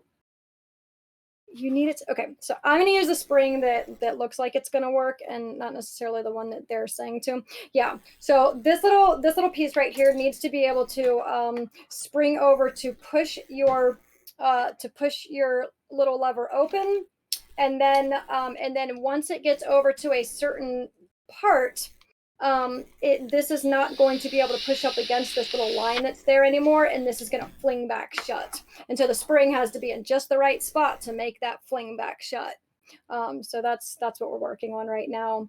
And you really need to make sure that this spring isn't exactly where you need it to, because it needs to be able to grab onto it, So that's kind of what I'm working on right now.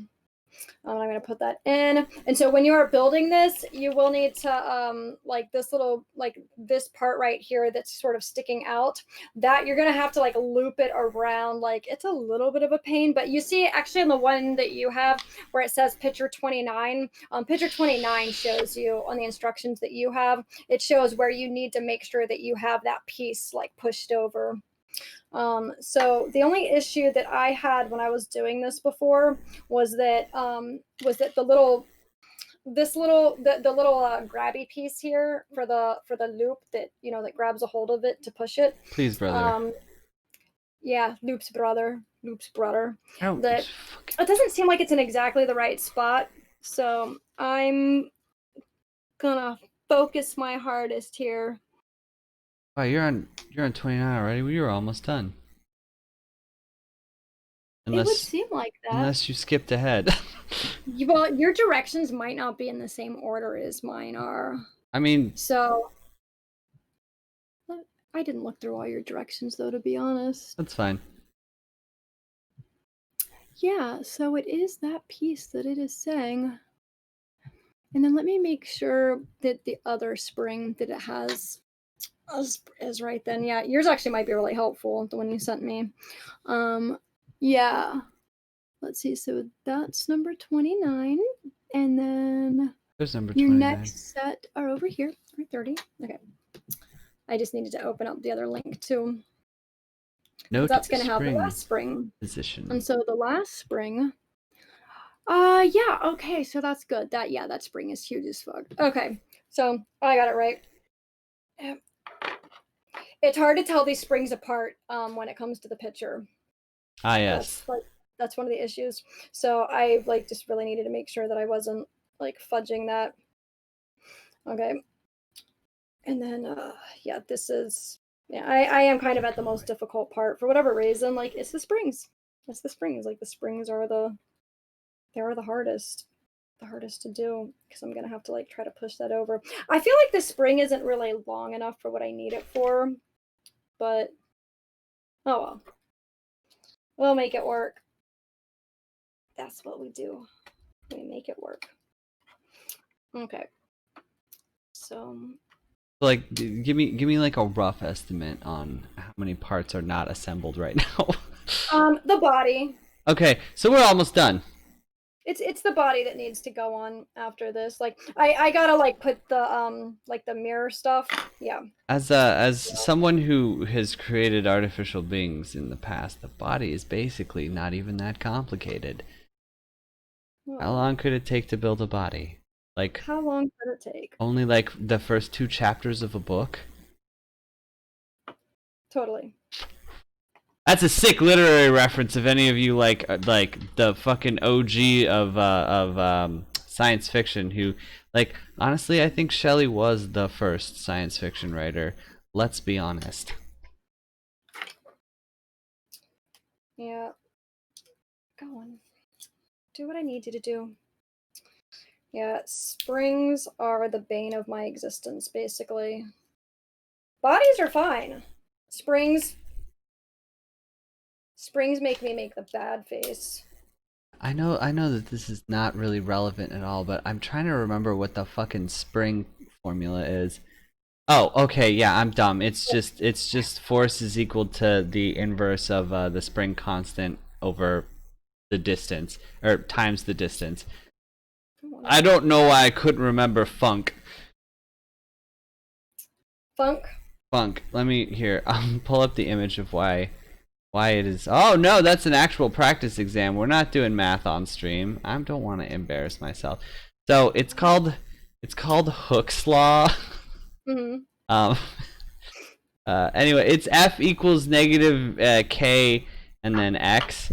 I call it funk. There's no N, but the F is in newtons, so force newtons. This is all. Right. This is all going to get edited out, and we're just gonna smash cut to you having finished. There we go. That sounds good. That sounds like the best. It's the best possible scenario. Yeah, I told you I I know this thing takes a little while to do. But that's okay, because you can always have more streams. More streams. Hey, you know, the longer it takes to do, the less you gotta come up with content. No, that's not true. It could be.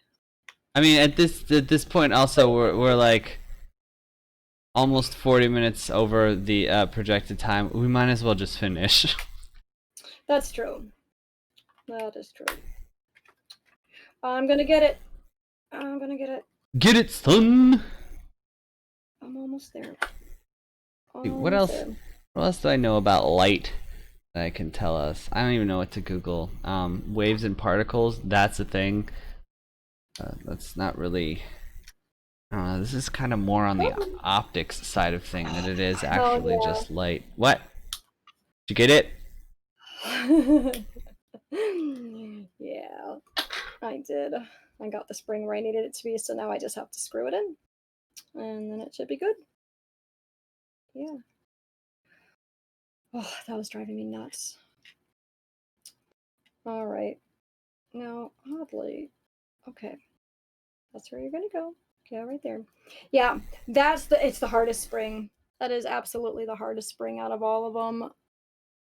It's like it was nerve-wracking, but I got it in.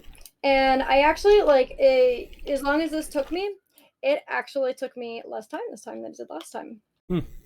And last time I almost ruined one of my springs. So, yeah. So but it did come with all the parts, though, right? We're at least clear. Okay, awesome. Yeah, it came with everything that I needed. Okay, so I've got to loosen that just a little bit. So yeah, there is a thing that you do have to make sure that you don't like tighten it too much.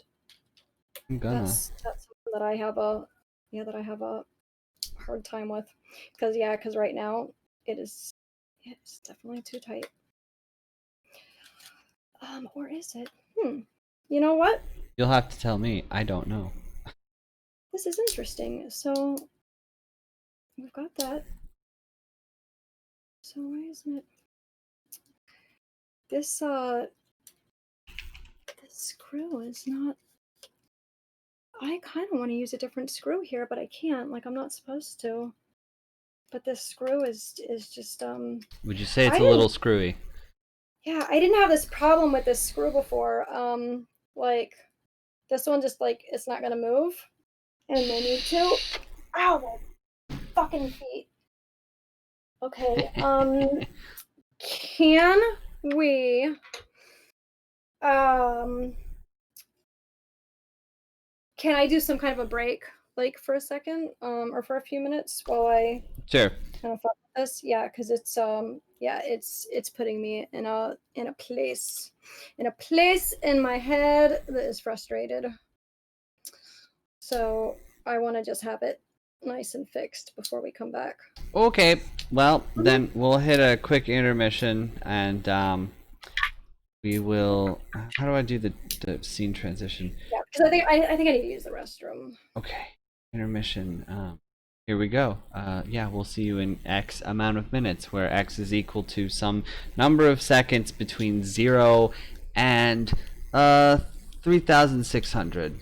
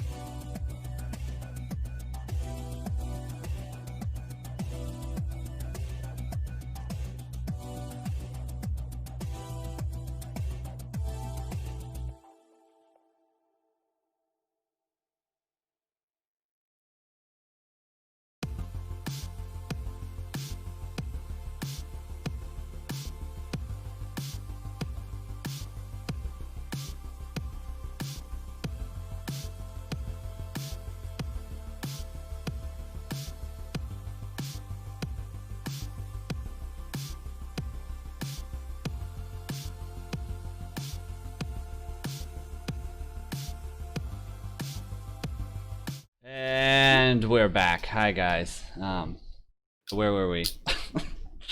We are. I was using the other spring to put the lever on. Now, the difference between the way this one is working and the way that the one that I did worked, is that well, mine is a lot more like.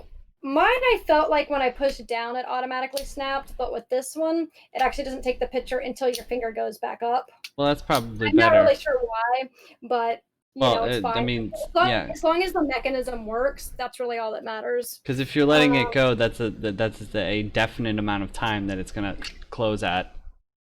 Yeah, because like right now it's not open, and then you move your finger, and it's just yeah. So mine just snaps slightly differently. I'm not sure why, but I think it has to do with the fact that this particular screw here, it just doesn't want to go down any further without it tightening it too much, and that's the last thing you want to do. You don't want to tighten it down too much. So as long as it's functional, that's all that matters. And it's functional, so that's good. The scariest thing that you can experience as an engineer is the feeling of a tight, and then suddenly it's loose. Yeah. That's the worst. Yeah. You don't want that. And the really good thing about this is that, like, if it's like, so if you have it working and you're like, okay, great, working, and then you put the whole thing together, and then something, like say your screws do come too loose or too tight, is that you can always take it apart and put it back together. So I did notice that with the directions that you have, the ones that you had sent me, those aren't all the directions. That's why you think that this is a lot less long than it is. Oh my god, rapid fire through it then. Oh yeah, so yep. So right now this is I'm like just attaching this little piece to the viewfinder. So everything that I've just worked on just sits straight down, and goes on there, and I gotta screw all the parts in. So it's fun. The good thing about this is everything just kind of lines up. Like everything pretty much just lines up right where you need it to. It's pretty cut and dry with that. Wish I just had like a but you are going to notice pretty soon, once we start putting the other side on, you're going to notice that that's when you need like you need your thinner, like your longer, thinner screwdriver for these things. So yeah, so I'm putting this on. Speed through it. I'm just now realizing I should have put on some stage makeup because I am way fucking shiny right now. Oh yeah, I didn't notice you being shiny, but I'm sure it's easier to notice. Okay, does this one have a magnet? Does this one? Okay, good. This is a mirror right here. This is how you can tell. Like if you were able to measure the distance between my forehead and the camera, more or less accurately find out the distance between the camera and the light by doubling that. Do you ever start like screwing a screw in and you're like, I think the thing that I'm trying to screw in was not made quite as wide as it needs to be? I mean, frequently when I'm assembling products that were made very quickly in a sweatshop, yes, which by the way, kids, don't order those. It's real bad. Yeah. It's real bad. Slave labor is what's sponsored today, really. It's fine, I make it work, but yeah, so you see this screwdriver, you can't have one that's any thicker than this, because you can actually see your gut, like that it's having you move up against this thing. It literally has like just a little area there that you're I don't know if you can see that, but that your screwdriver can fit in to make sure that that you have room to screw these in, like, and not have to do it at an angle. So they were really cool about that, because one of the first things I noticed was that, oh, like, I would have to screw this in on an angle, and I hate screwing things in at an angle. Like, that really sucks. Yeah, because I'm like, okay, there's a good way to make your stuff not work properly. So this sort of alleviates that by giving you room. Because yeah, when you're putting together something like this, you'll notice, like, as we continue on, that there's going to be so many things that are like sort of in the way.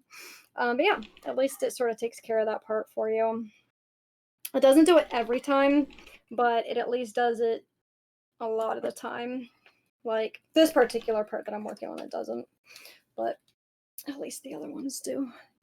Just as a quick shout out to what's happening in the chat right now. It's Lemon Grab. It's the Earl of Lemon Grab that you're thinking of. What is it? The Earl of Lemon Grab? The Earl of Unacceptable! I can't do it. I'm not Justin Roiland. I can't do the voice. You can't do voices, but you're so good at doing. I can do voices. I can't do someone else's voice.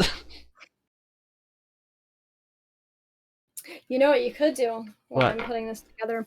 There is more stuff. There are more links in the thing that I made. I actually went through all 3 of them while we were on stream. I don't know what information you wanted me to mine. Oh, okay.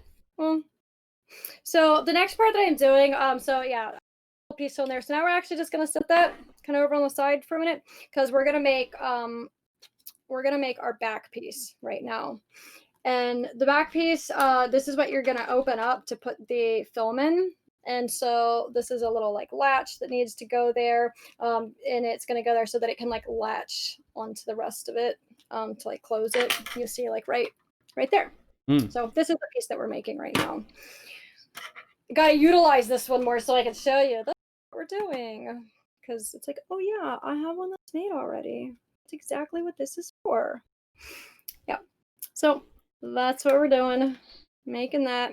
And then so I'm going to attach this, and then I'm going to attach one of the pieces, like the shutters that go down. So let's see here. I think we're just using a regular, nope, we're using a flat screw. I don't know why we use so many of those ones. Actually, I think I do. I think the flat screws, yeah, the flat screws are the ones that you use when you need to move something like back and forth. That's why we use the flat screws. I remember now. Well, that is why.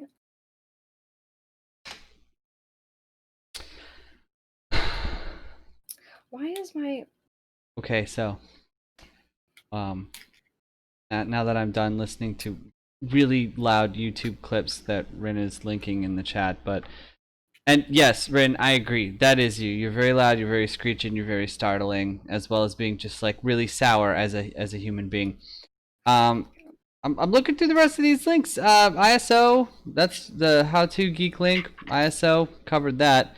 It's also it used to be known as ASA, by the way. Yes.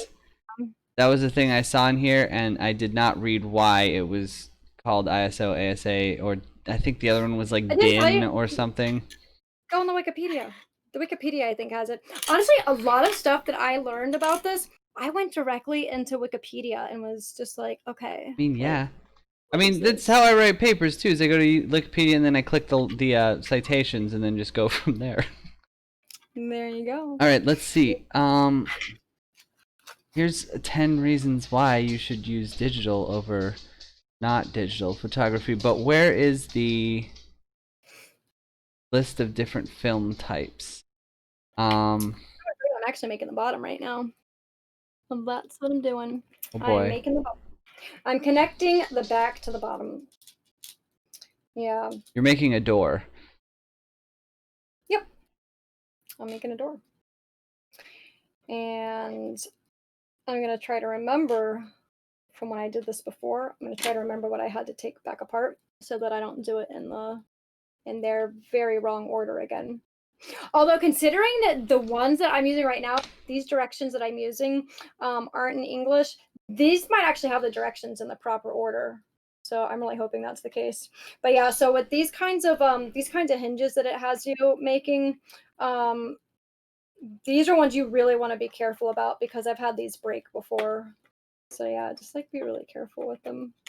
In fact, I think I'm going to use my other screwdriver since it gives me more room to work with. Oh boy. Oh boy. Oh boy. That's Wikipedia was a mistake. Let's go with... Oh, I'm sorry. I just thought it might help you find the It made me find too much. Oh, okay. Yeah, I'm not... to work with here. If we were to sum up, I think it really just comes down to what chemical is being used and the type of binding that chemical has to the photo paper. But that's just me skimming. And it looks like ISO, even though it is like It's one of those like company standards, right? Like the same reason we call tissue paper Kleenexes. It's not really a Kleenex, but it is tissue paper, Yeah. and all tissue paper is Kleenex. But I don't know if ISO in that regard stands for something else as well as just being like the thing. Let's see. Okay, yep. So here's the part where they are trying to, yeah, so they are trying to get me to hook this at the kind of like a not good time. So I am gonna try to do this all at once. Like the, yeah, so there's this pain in the ass part. It's where I gotta put the mirror in. How they had me hook this up before, they had me put like both sides on, but then I needed to put this in there, and you cannot get this in there once those sides have been on unless you want to start like bending plastic and like possibly breaking things. So that was really fun last time. I was oh my goodness, like if you wanted to see me in a bad mood, that was the time. I time to do generally it. do not like to see you in a bad mood, but you know. But I did not give up. I was so determined to just to do it. Like I was so determined to get it done. I was like, nope, I'm not letting this drive me nuts. Like I am going to make this work. Okay. So Okay. let me first. I'm going to explain essentially film/shutter speeds here. So there used to be these two things called the DIN system, which was a standardized was standardized measurements for photographic film called, I'm not going to try to pronounce this, but it was a German organization that I will I will post the text in the chat, but I am not going to say what that says. I will pronounce it wrong. But so there was this DIN.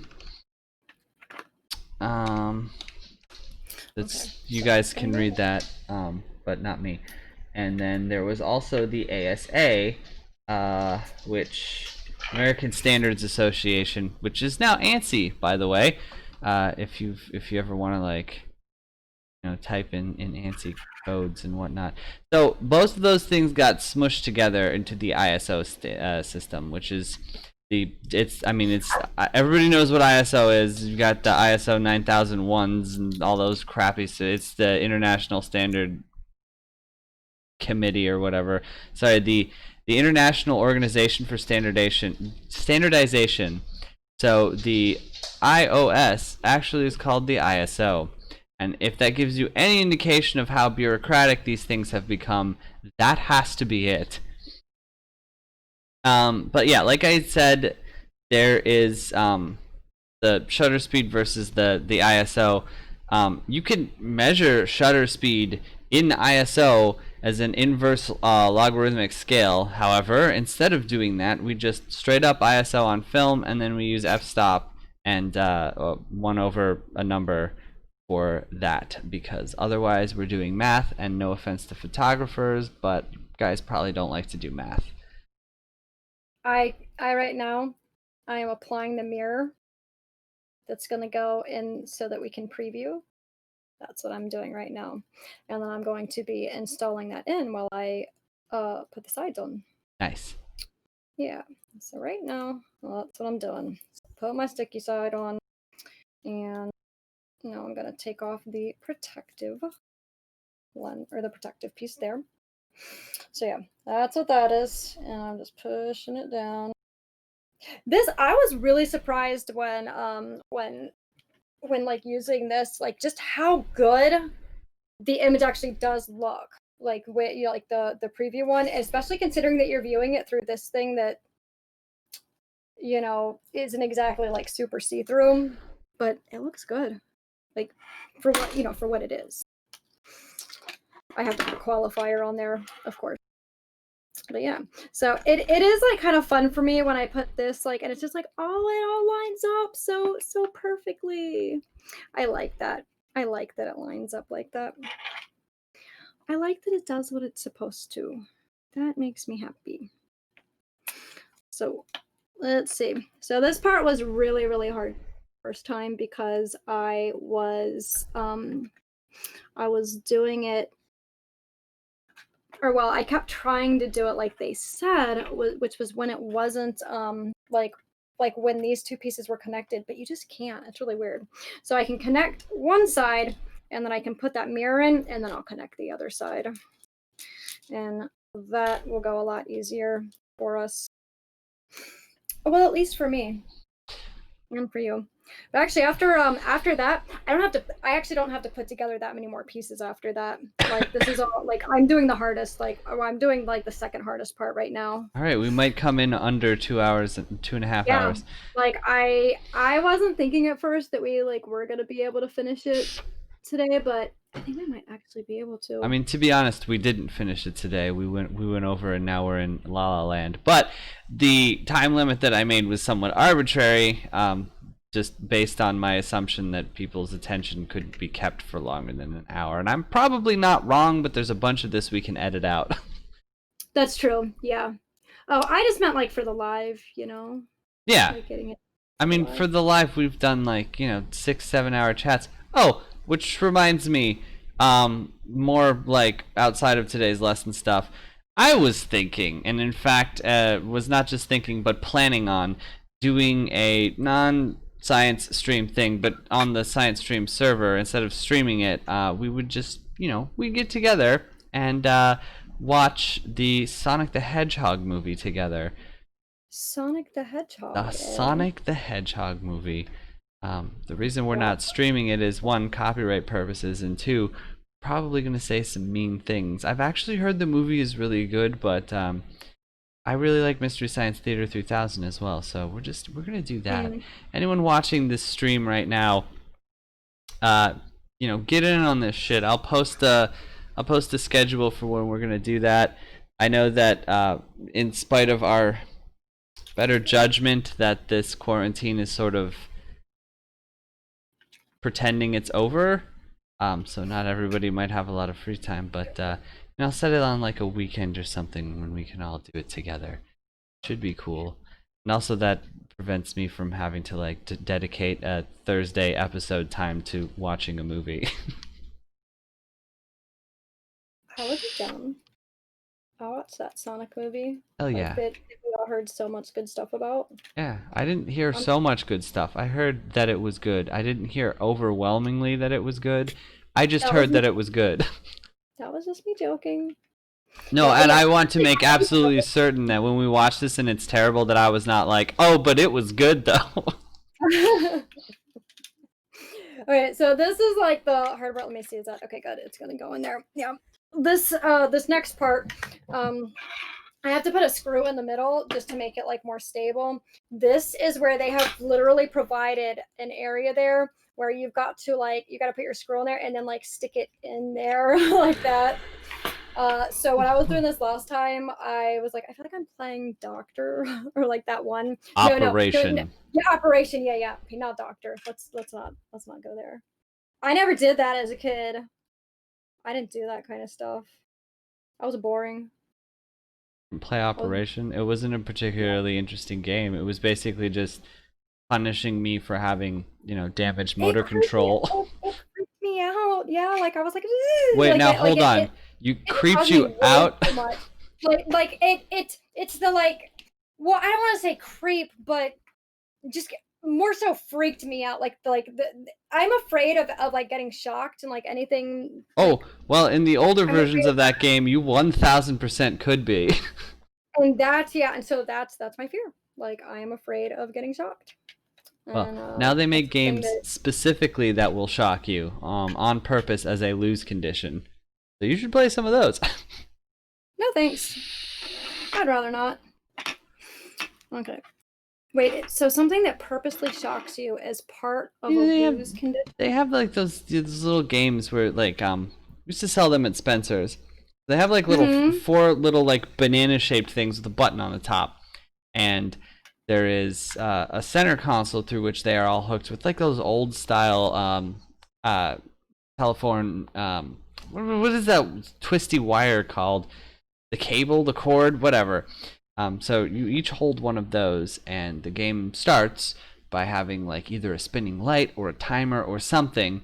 And then when it abruptly stops, that's your cue to press the button. The first person that presses that button is the only person playing who does not get zapped. Everybody else done got zapped. Yeah, it's really fun and it hurts a lot, and we should all play it. I don't want to do it. You can do it. I don't want to do it. I can't play with myself. It's not supposed to sound like that when I said it in my head, but... Ooh, good goodness. Okay, it seems like this thing is actually not being too much of a pain. Well, maybe a little bit. Maybe just a little bit. It looks like... It's getting there. Okay. This piece I know is pushed in there correctly. So I just gotta line these up. Looks like it was 1851. Between 1840 and 1850, about when we had all of the pieces necessary to begin making twin reflex lenses. Yeah. But I don't actually see on this timeline when they were invented. Oh, it doesn't say on there. I don't see it. Maybe if I control F my way to victory. Nope, not even listed in this document. What do you have? What is in the way? Oh, here we go. Oh, okay. And then now you down. You down. Okay, there we go. Fits perfectly together now. Okay. Can you, before you cap that, can you show us the mechanisms in action? Yes, I can. So inside, okay, so this part down here, and actually I'm gonna make it to where I can see myself too, so that I can make sure that I'm showing you right. Yeah. So this bottom piece down here, it's hard to see. It sure is. Yep, let's see if I can give you any light. So put a little light there. So right inside there, you see that little hole? Mm-hmm. Now what that is doing is I move this, and again, like it's a little hard to see, but you can see how that little... Yeah. So that's yeah, so that's where that whole mechanism is inside there, and this just kind of keeps it in your nice little, you know, you want it to be film shaped, you know, picture shaped, you know, for the film to go in. And then so what's up here, this is where I put the mirror up here, so it's you know, this is on the front side. Your viewing area, I'm going to put a lens there, and then that's just going to go right there up on the mirror, which is just going to pop up right at you. And that's what you're going to see. So if I'm like, hi, see my hand, like my hand is in front of that, and that's why you can see there. And let's see if I can illustrate that any better. Like, yeah. Although when you remove anything from it, it was pointed directly at what I assume is a fan and gave us a great little epileptic oh, I'm so sorry. No, it's fine. Whoopsie. I mean, oh, yeah. I don't have it, so if anyone else does, that sucks, and they're probably dead right now. Just kidding. Sorry. I'm so sorry. Oh, yeah. So I just got a screw on the side, and then like that. Then like everything else is really easy to do. Past Hell that. yeah. Like that was all like the most Whoa. Wait.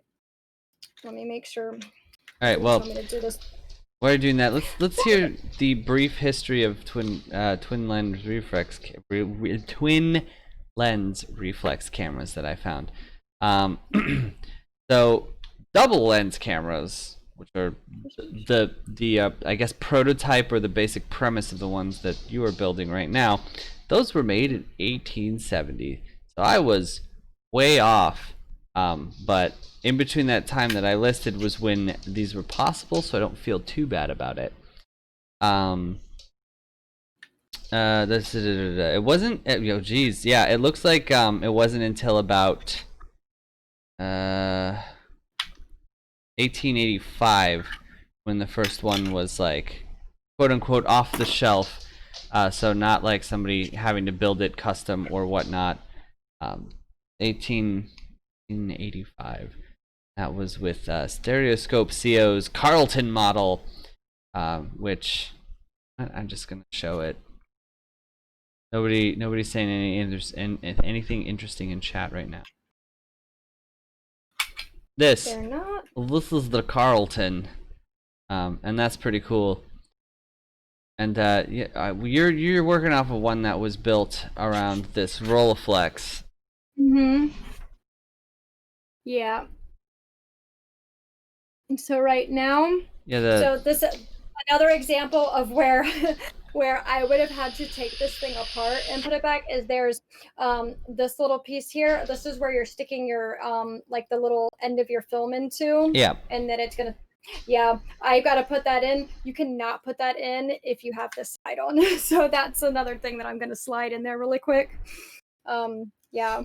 So it's that part. So when you have this, like whoever, when you go to put it together, don't put your side on without putting your mirror piece in there and without putting this in there. It's, you really you cannot get them in there, and you'll end up having it apart. And don't try to force it in there because you'll break it.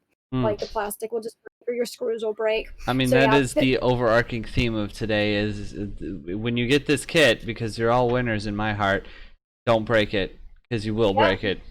Don't break it. And I'm not getting you another one. It's crazy, when you think of it, because it's just wow, this kit sold so many times. This stuff was sold it's why would they not have it perfected? You would think they would. I swear, if I was putting this thing together without knowing this stuff, holy moly, I would have because I just would have expected that it was me. I would have expected that oh, I must have done this wrong somehow. But thankfully, I looked online and I read a bunch about this stuff first, and I talked to my friend Dave. My friend Dave actually sent me that I put together. This one, he sent it to me. But yeah, it was from talking to him and then looking online that I learned that yeah, the directions are a bit wonky, and yeah, so the directions are wonky, and you might not always get all the pieces. So good luck with that. So now that's what I learned.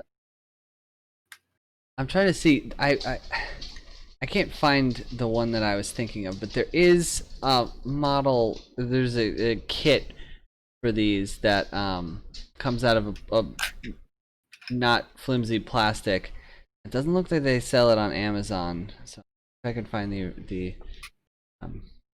link for the kit elsewhere, if I can, I'll post it. It doesn't look as plasticky. Yeah. Oh, that'd be cool. The thing is that at this point, this episode is almost entirely product placement. So I'm really hoping that who made this, that whatever company made this thing gives me some. I mean, it looks like they don't actually Devmo. Yeah, I'm not gonna get sponsored by Devmo, but if they're watching, at least send another one of these kits. If they're watching. Oh my goodness, Adafruit sells one. Nope, they used to. It's discontinued. I think I know why. You know what? Okay. Yeah, yeah, we got this. Yeah, I got it from the same place. I think the one that sent to me was Rachesky. That's what it was. It was Rachesky. Yeah. Rachesky is the one that that really made these popular. That was the name of the and in fact I think when I was originally talking to you about it, I had mentioned that that's what I kept calling it, was the Rachesky. Yeah. That's who initially did this. Okay. Let me try. So this part is a little hard, but it's gonna be worth it once it is all sort of in. Oh no. I came back over there. Yeah, so just trying to get these pieces to stay in there. That's sort of okay. I'm gonna see if maybe I just keep it very. Maybe that'll work. I really shouldn't, because I actually have another business that sells things. which, by the way, everybody check out Vesna Industries. We're doing some very exciting things right now, like nothing. But it doesn't seem like it would be too very difficult to just make one of these on your own. Granted, like having a 3D printer would definitely help me, but like given some, I feel like I'd make this. what did you need? Like a mirror and like, God, that's kind of it. You could make the rest of it out of wood and plastic. You need like a mirror and some springs. You could do it. Wait, there's a lens in there, isn't there? Yeah, okay, well you need 2 lenses. Lenses A are mirror both and some really springs. The lenses are super simple. Yeah, I can't just make one off the, not that I can think of. Oh, you just need a glass polisher, right? That's it? There you go. Okay, come on. Come on. Whatever you need to click, go ahead and click. Alright, how many pieces are left on that? So if I didn't need to, you know, we'd be just about done right now. But unfortunately, we've got to do this. Like, I've got to put this in there because without it, I really want to glue it so that it doesn't. It's like that's kind of my issue right now. It's gonna move. Try to put this piece on top of it. I need to attach this. I can get this lined up with this. Attach. After I'm able to move forward, then it really is not going to take. Oh shit! Oh. Oops. Did I get it? You broke it. Yeah. No, I got it. Nice. See? Yep. So I just got to put these screws in, and then we're just and then at that point we're just putting like we're just doing the top. Like the back is going to go on really easily, and then we're just these little suckers on there. Like it's almost done. Excellent. I'll get the ending stream material pulled up, and then we can. Okay. We're almost there, guys. Just. We are. I know it's been. Hang on. It's been a long time, but I'm getting it done. Okay. It's just this is not something that you want to. Not something that you want to rush on. I mean. Come on. All right. There, I need you. Are you good there? Okay. I just had to get the screws lined up. This is the one spot right here where it doesn't. Remember how I was like, oh, it all. Nah, your audio is starting to cut out, so I don't remember whatever it is that you said. Right now it's cutting out. No, since that sounds fine now. Oh, okay. I think it's just when you face in not at your camera directly that it's the problem. I got you. Okay, so what I was saying was that this these little screws. Remember how I said that it's like an opening to make sure that you can fit your screwdriver in there. Mm-hmm. You're putting on this last one, like this last side. It's really the only side where like both ends of it don't really give you a good, like as good of an opening, like screwing things in. Fortunately, the middle section does. Now on that camera there, the last one, I actually think I don't have one of the screws or something like that. Like, so that's kind of a thing. If you are building one of these and you're like, say you're missing a screw or like something breaks in it and like, you know, or snaps off or whatever, this stuff, like it can technically stay together with less screws than you have. So don't let that discourage you, because that one, I took pictures with it. I developed film from it. Got a couple cool shots out of it, and it is missing screws. There are legit like screws there. There's so that's kind of fun. All right, this is an example of one screw-in, but I'm gonna try to have like difficult placement. I used to have hands that never. No idea what that's like. Yeah. I used to have eyes that didn't need glasses, so I guess I understand in principle. Eyes that didn't need glasses. in first grade. Oh my gosh, turn off. Okay, so got that done. Okay, I promise that was absolutely the last of the really pain in the ass parts that are gonna cause any weirdness. Okay, so putting the back on. Make sure that I've got it coming up from here. So this should just like slide in really easy. I think the only thing that was like, oh no, actually, you know what? This shit, I forgot about this. I'm trying to get this part in. It was like, this was one I should have not put that piece on yet. I do not want to have to undo it though. Yeah, just really one of the only frustrating was them telling you that like, yep, this is when you're supposed to screw this in, and then you're like, oh great, and then they're like, oh by the way, put this in there, and it's like, I needed that stuff over there to do.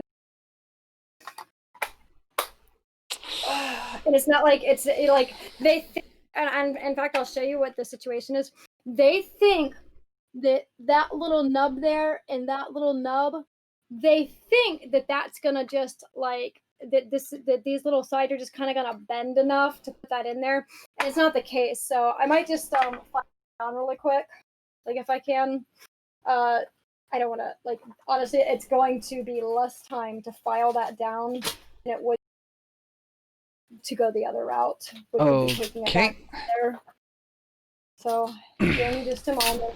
All right, you have 8 minutes, and then I'm ending the stream. Okay, so I usually have a file. This file's probably not gonna be that great, but what if we don't get it all built? Then we have the, and yeah, it is just, it's not. I don't know. This is one of those things like David, my friend David had this item like it you know, he's like he had, and so he got this. You're cutting out. Oh, hold on. Let me just turn my gain up. Like, am I cutting out now? Nope. Can hear you very clearly. Good. Probably hear me sawing. But yeah, so he had gotten the kit for himself and a few others, and he said that none of the people. You're cutting out. You can't hear me? I'll turn the gain up it's up as loud as it'll go. It's not the gain. It's probably noise reduction. Noise reduction. Okay. Nope. I'm sorry that this does not go as. That's okay. Like,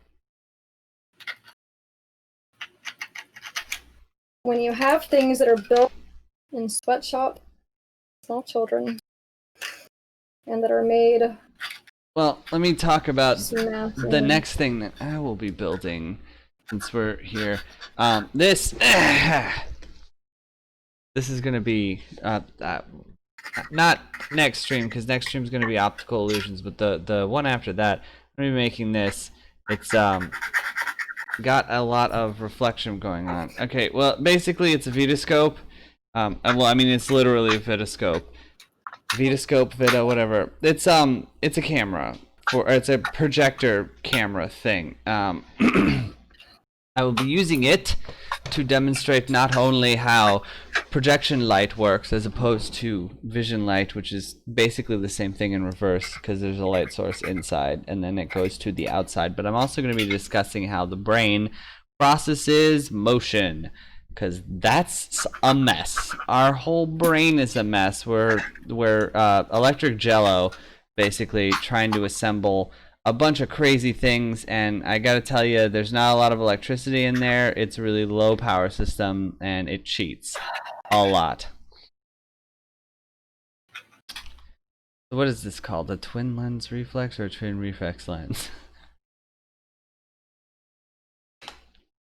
I swear I can add. There we go. I think this is a good DIY for it. So I just actually, I just pulled, like, I'm gonna come up with. You're cutting out, but I'm assuming that you're running into a problem. Oh yeah, I snapped the edge off, like. That's fine. There, so that it's there, so that you can see how it's like that. And then I will actually just do screw. I'll come up with different. But yeah, I just couldn't. But so. Okay. I'm gonna put the top. I have discovered, in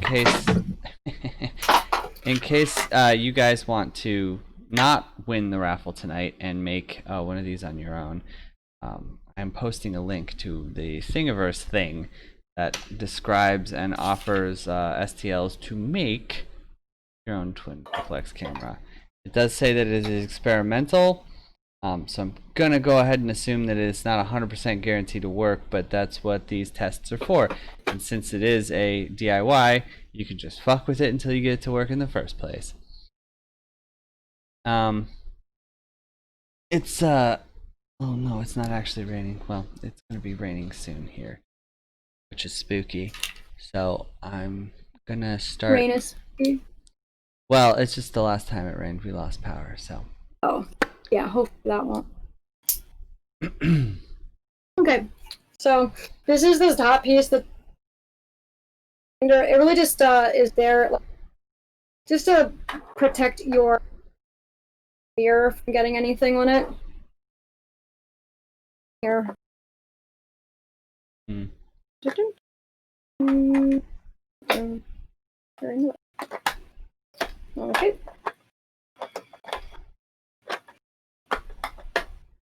Okay, I thought you went on that way. No, you definitely go on the other. Yep. So normally when I put things together, I like for things to just very gently slide to something. This doesn't really work that way. You don't have like gentle sliding. That just like locks in, and you do for like the first part of the camera. But then once you get to this point, that does not exist anymore. And so things have gone slow since then. I'm going to take the bottom off for a second so I can see why this is not. Do what now? Oh, shit's just like not. Well, I mean, it seems like it's assembled enough for us to have understood the principles. And yeah, it is. It's just. I would probably have to see this. So pull up the finished one, and we'll use this opportunity to say that the video cut is ending here now. One last time. Yeah. So the top, we've got the viewfinder, which apparently, you know, because of the way that mirrors work, two-way. That's why it's bright when you look directly at it, because they can see you as well as you can see them when it comes to what's on and not on the side of the viewfinder. The bottom lens, which in theory is the same distance to the object as the top one, is going to have, in theory, the image that you are seeing, but just slightly below, same focus level and everything. That's why you get that little gear twisty thing. Instead of projecting on your eye, it's going to project onto the film. And yeah, that is the basic premise behind a twin lens reflex camera. So now that the stream is ending, we'll get to the exciting part. I know that you guys were hanging around just to see who gets a thing. Just a quick recap. You get this thing. It's literally the thing that Andrew has been building. I will be honest with you. This is not the most amazing thing that has ever been created. It has been giving Andrea trouble this whole time. Oh yeah. But winning it. But for it's free. so fun once you do get it. Okay. Once you do get it done, it is really nice. It is really fun to use. All Using it is much better than building it. I can tell you that. Well, here we go. Everybody in the chat, you get ignored now because they're superimposing this over top. This is the amazing piece of technology that I have created to determine who wins. You can see these are all of our patrons is ruled out for now. But I'm going to click this number. I'm going to click this button. And whatever number it says is assigned to whoever wins. Are you ready? Here we go. Click. Oh, hang on. Click. 1. It's Chance. Chance wins the camera. Are you kidding me? Okay, well, this is great because it makes up for the last camera that Chance won, which was the pinhole camera, which was a literal cardboard box. There's our lucky winner. Okay. Congratulations. Yeah, and that's basically it. Thank you guys for watching. I will edit this video down into something that's under an hour, which will probably cut out all of the fun stuff that happened in between. And yeah, I will see you next week, probably next week. I will see you next time for an interesting episode on optical illusions. I think that our guest star is going to be a wider number of people. Because there's no reason that we can't have more than one person with me discussing how silly optical illusions are.